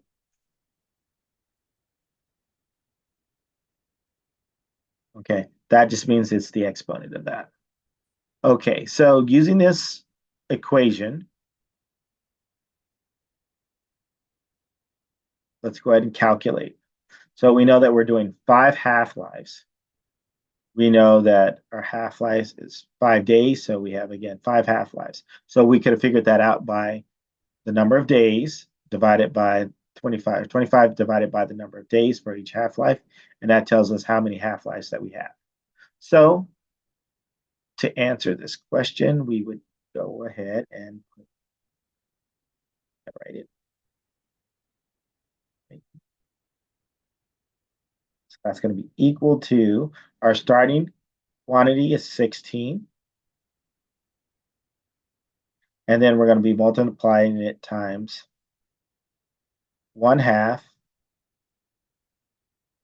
to the 5th power.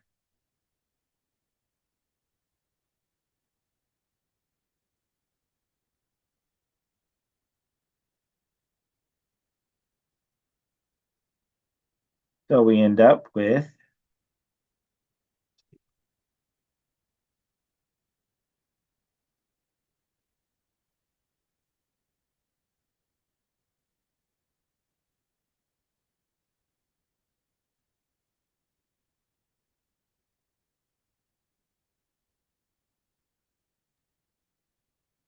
Half a gram.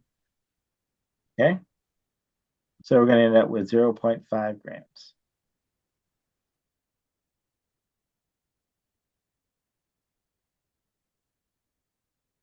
Okay. Questions?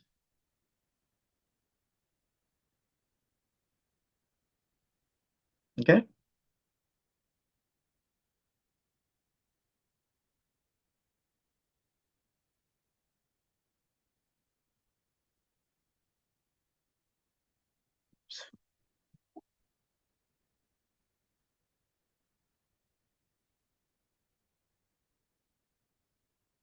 Hold on.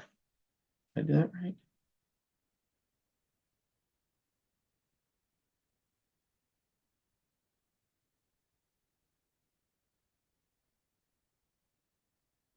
Okay, so this value here is actually incorrect. So it should just be 1/2 gram. So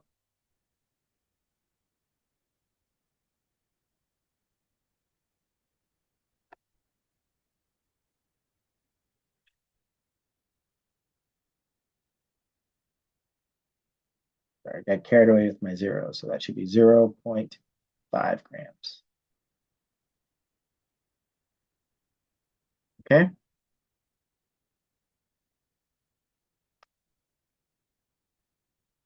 Okay, so the half-life of K45 or potassium 45 is 18 minutes. After a sample, so I'm sorry, if you have a sample containing 2.1 times 10 to the third micrograms of the isotope at noon, how many micrograms would remain at 3 o'clock in the afternoon?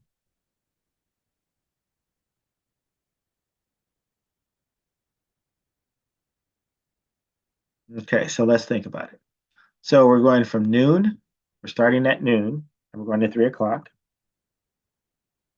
Okay, so noon, and then that's 1, 2, 3. So that would be 3 hours.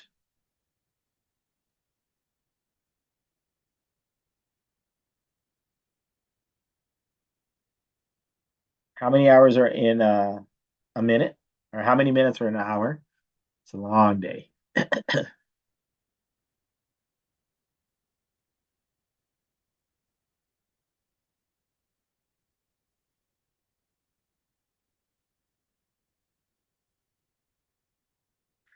How many minutes are in an hour? 60. 60. So for every 1 hour, we have 60 minutes. Sorry, I didn't see the chat.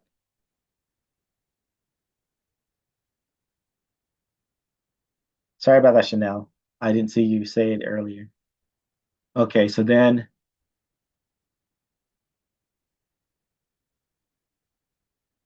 we have a total of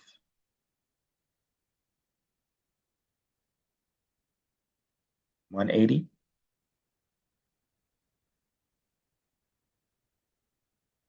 Minutes.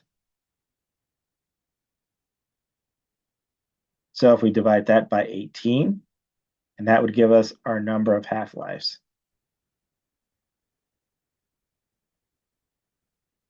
Divided by 18 minutes. And so that's going to give us our N value. That would be 10 half-lives. Okay, so then we're starting off with 2.1 times 10 to the third micrograms.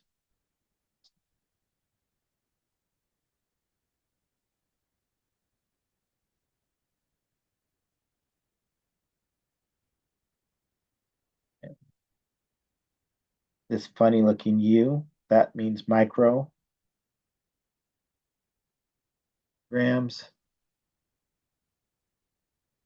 And we're solving for our R. And then we're multiplying it by 1/2 to the 10th power.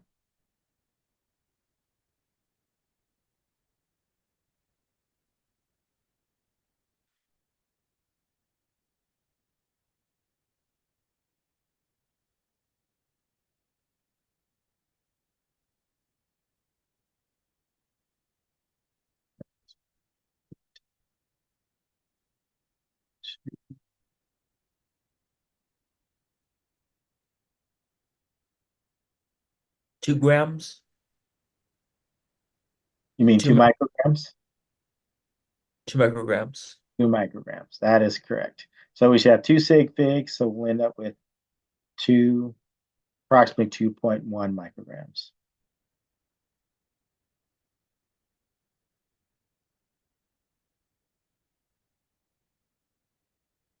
Okay. Questions?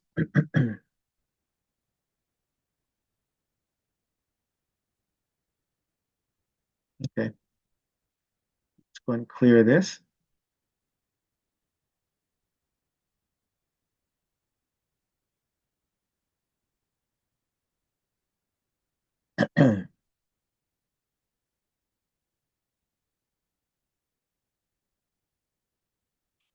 Okay, so we talked about carbon dating. So in this case, carbon dating is using the radioactive version of carbon-14 to carbon-12 ratio. And so since there's very, very little carbon-14, the only way that you can keep it in your system is if you've been around it for a very long time. The more you've been around it, the more you're going to have. Or the more you've been around, the more you're going to have in you. And so we use this to sit there and age how long things have, right? Or how long things have been around.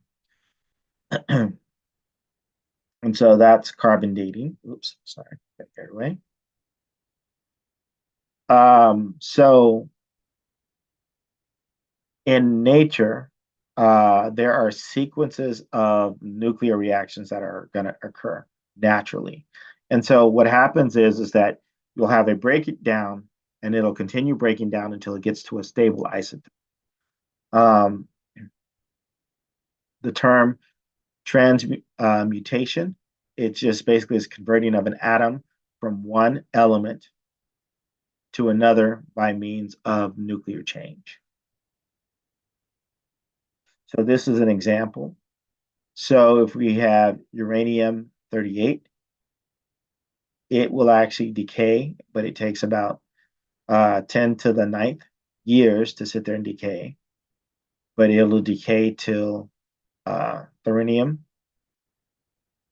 234, and then that'll actually break down to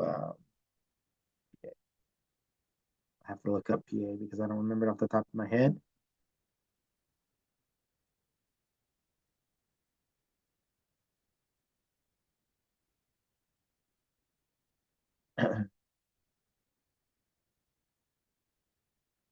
Protoactinium.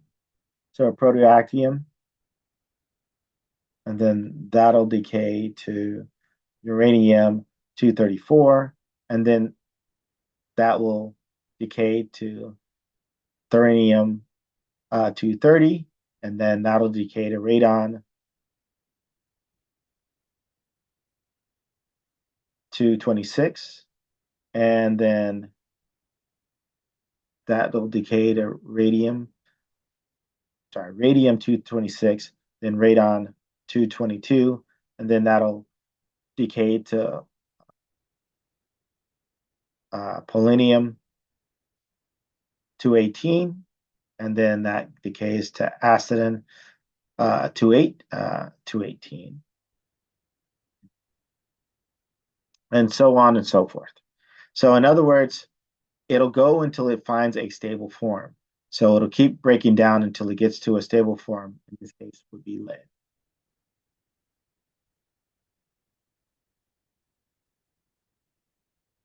Okay.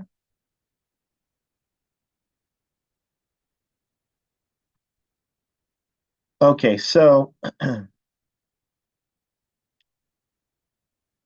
so here, if we take a look at the reaction, so we have uranium that is going to be broken down to thorium. Now, uranium, it has a mass of 238 and it has an atomic number of 92. So when we do the breakdown of our components, so we know it's thorium, which is 234. The masses have to add up to what we see on our reactant side, and the atomic numbers have to add up to what we see on our reactant. So if we take a look, this is 92. 90 plus 2 down here is going to be 92. 4 plus 238, that's going to add up to, 4 plus 234 is going to add up to our 238. And so in this case, uranium is going to basically emit an alpha particle, and then it's going to change to thorium 234. So this would be an example of alpha decay because we're getting an alpha particle. Now here we have thorium. It's going to emit a beta particle, right? So since we know this is going to be beta decay. And so again, this is going to work exactly the same way. So one of the products is going to be proactinium, and an electron doesn't have any mass associated with it. So you're going to have a 0 on top, and then you're going to have a -1 because it's an electron, not a proton. So then in this case, you're going to get promanium, which is 1 more than the thorium. And then that value is going to be the same. Okay, so this again is an example of beta decay. So write the nuclear equation for the emission. So we're emitting a beta particle from bismuth 210. Okay, So the way that we'd go about doing this is we know that we're getting a beta particle being emitted. So on our product side, we're going to get a beta particle. So we know that that's going to be 0. It's going to be an E, and it's going to be a -1 down here, or a 1 negative. Okay, so on our reactant side, we know we have bismuth 210.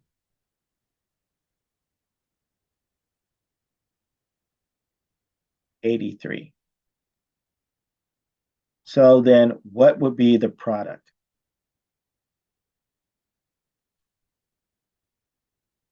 The top number is going to be what? If this is a 0, what must that top number be? Remember, it has to add up to, both sides have to add up at the end. So the top number has to be what over here? If this is a 0, then what has to be that top number?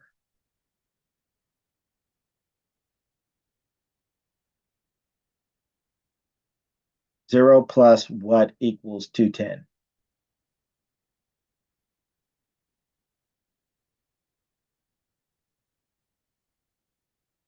Wait, I got messages. Hold on. For some reason, I'm not seeing them all. That's right, 210. Okay, so we're going to have a 210 up there. Now we have 83, and then we're losing 1 electron. So what 1 minus what will equal 83?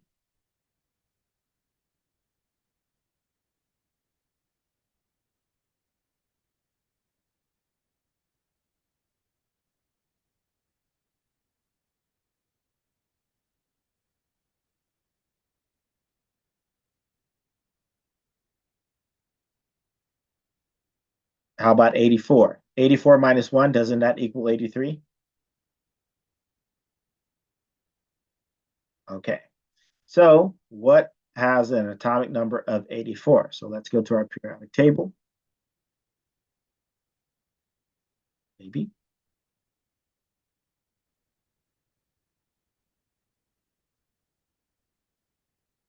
Okay, Polonium. okay. Polonium. So it's PO.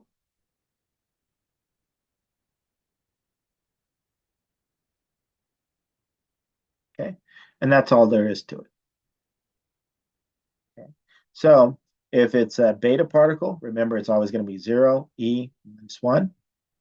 And if it's an alpha particle, it's going to be HE 4 up top, 2 on the bottom.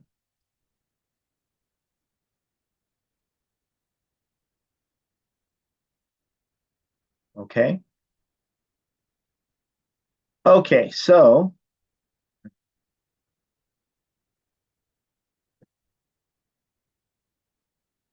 chemical reaction.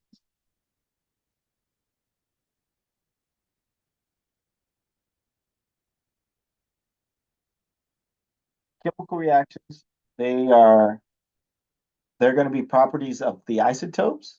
They're also going to be dependent on electron reactions, right? Electrons, what's happening with electrons.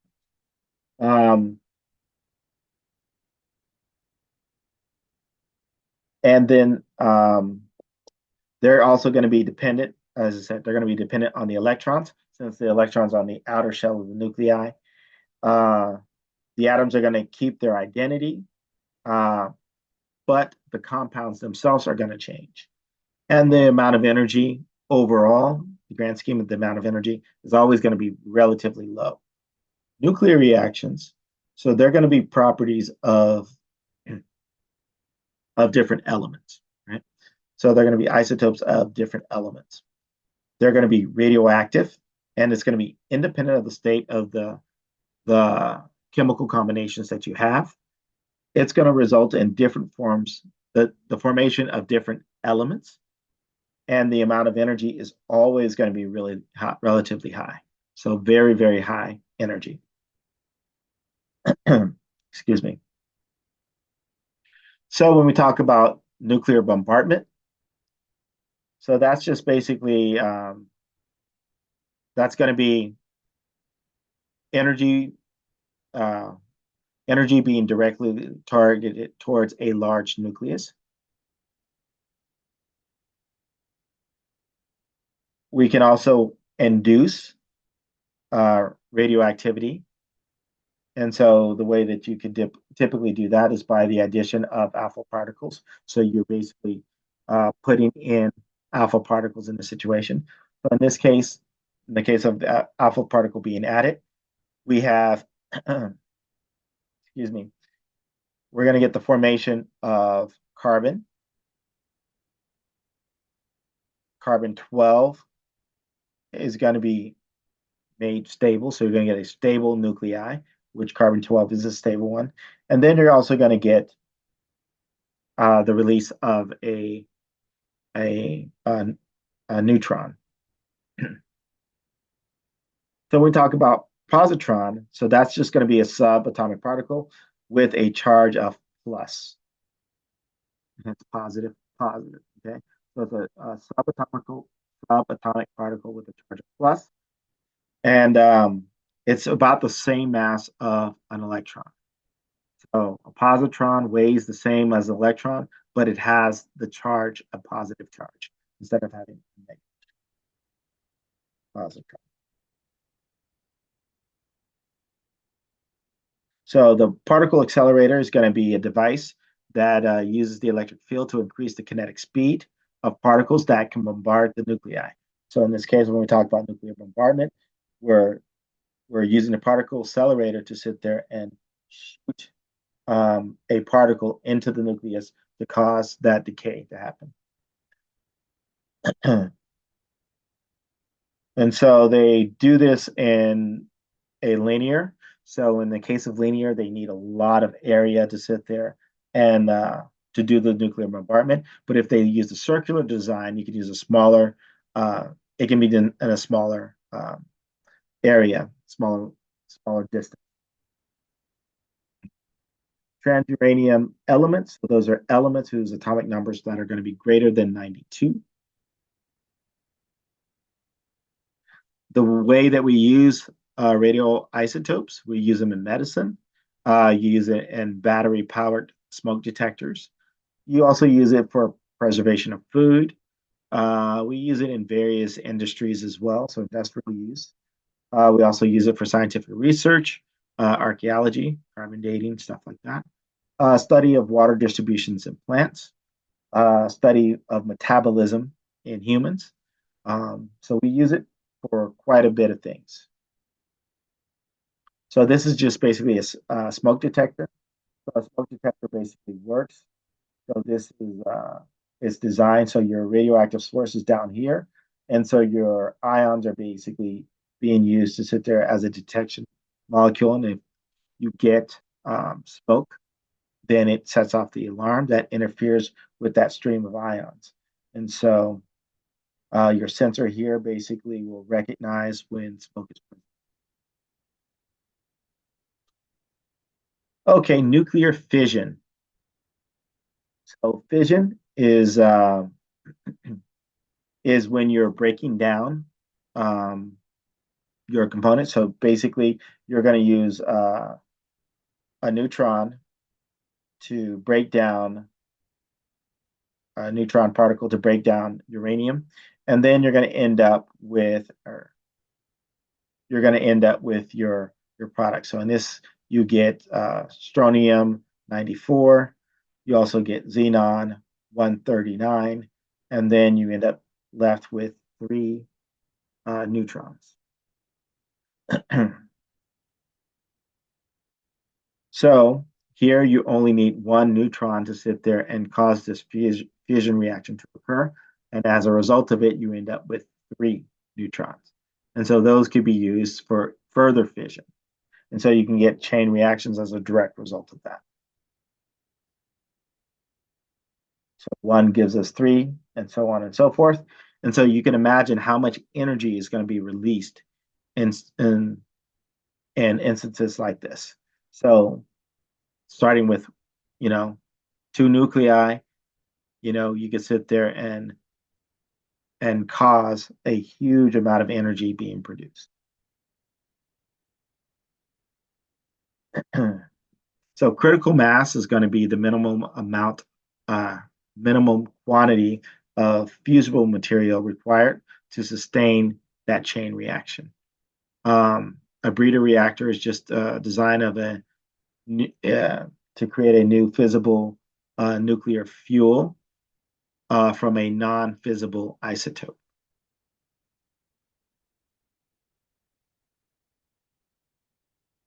So this is an example. So basically, you have your neutron. It bombards the uranium. You get breaking down to further isotopes. You get release of three more neutrons, which then bombards other uranium molecules, which causes further breaking down of other products. And then those three gives us three more neutrons, which bombards other things, and so on and so forth. From that little bit, that one initial starting neutron, you're basically creating this reaction.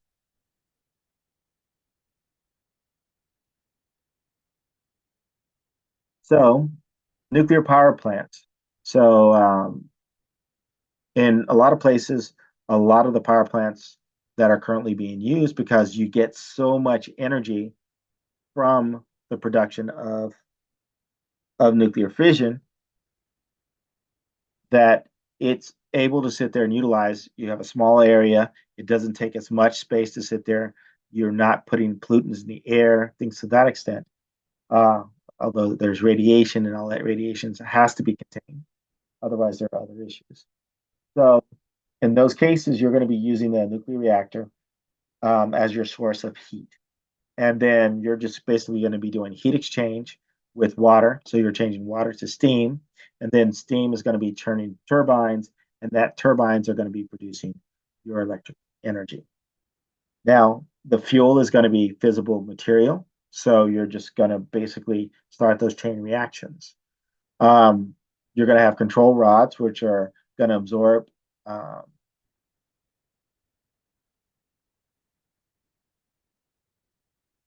you're going to have materials that are going to absorb some of the neutrons. So your chain reaction doesn't go out of control.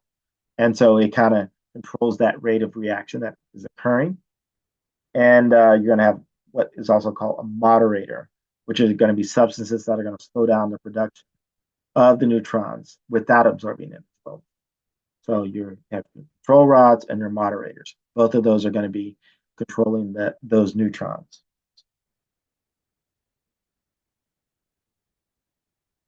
So this is an example of a nuclear power plant.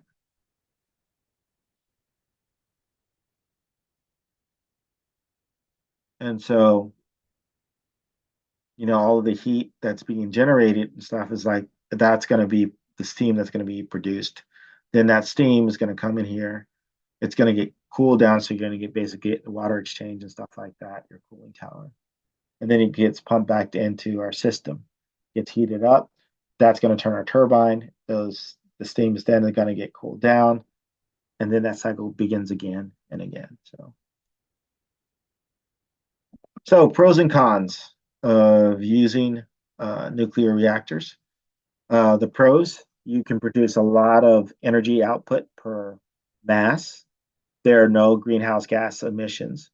There's no need for importing petroleum. The cons is that you can accidentally lead to the release of radiation. You start producing radioactive waste, and disposal of radioactive waste is really hard to take care of.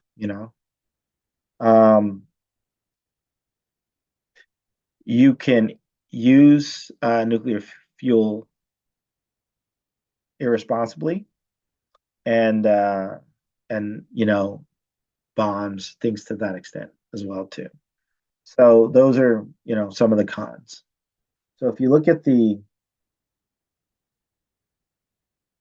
amount of energy that is being produced by nuclear plants by countries, France is doing the bulk of it, Lithuanian. Lithuania is, then you have Slovakia, Belgium, Ukraine, which has been in the news quite a bit recently, 47%. And then if you look at us down here, we're at 19%. And so we still rely heavily on coal powered and fossil fuel powered energy plants. So unfortunately, and we can go down further, and this is dated. There might be some changes that have happened more so recently. For the most part, it stays pretty consistent.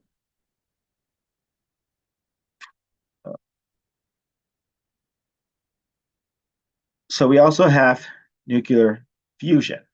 Fusion is putting two small nuclear components together to form a larger mass.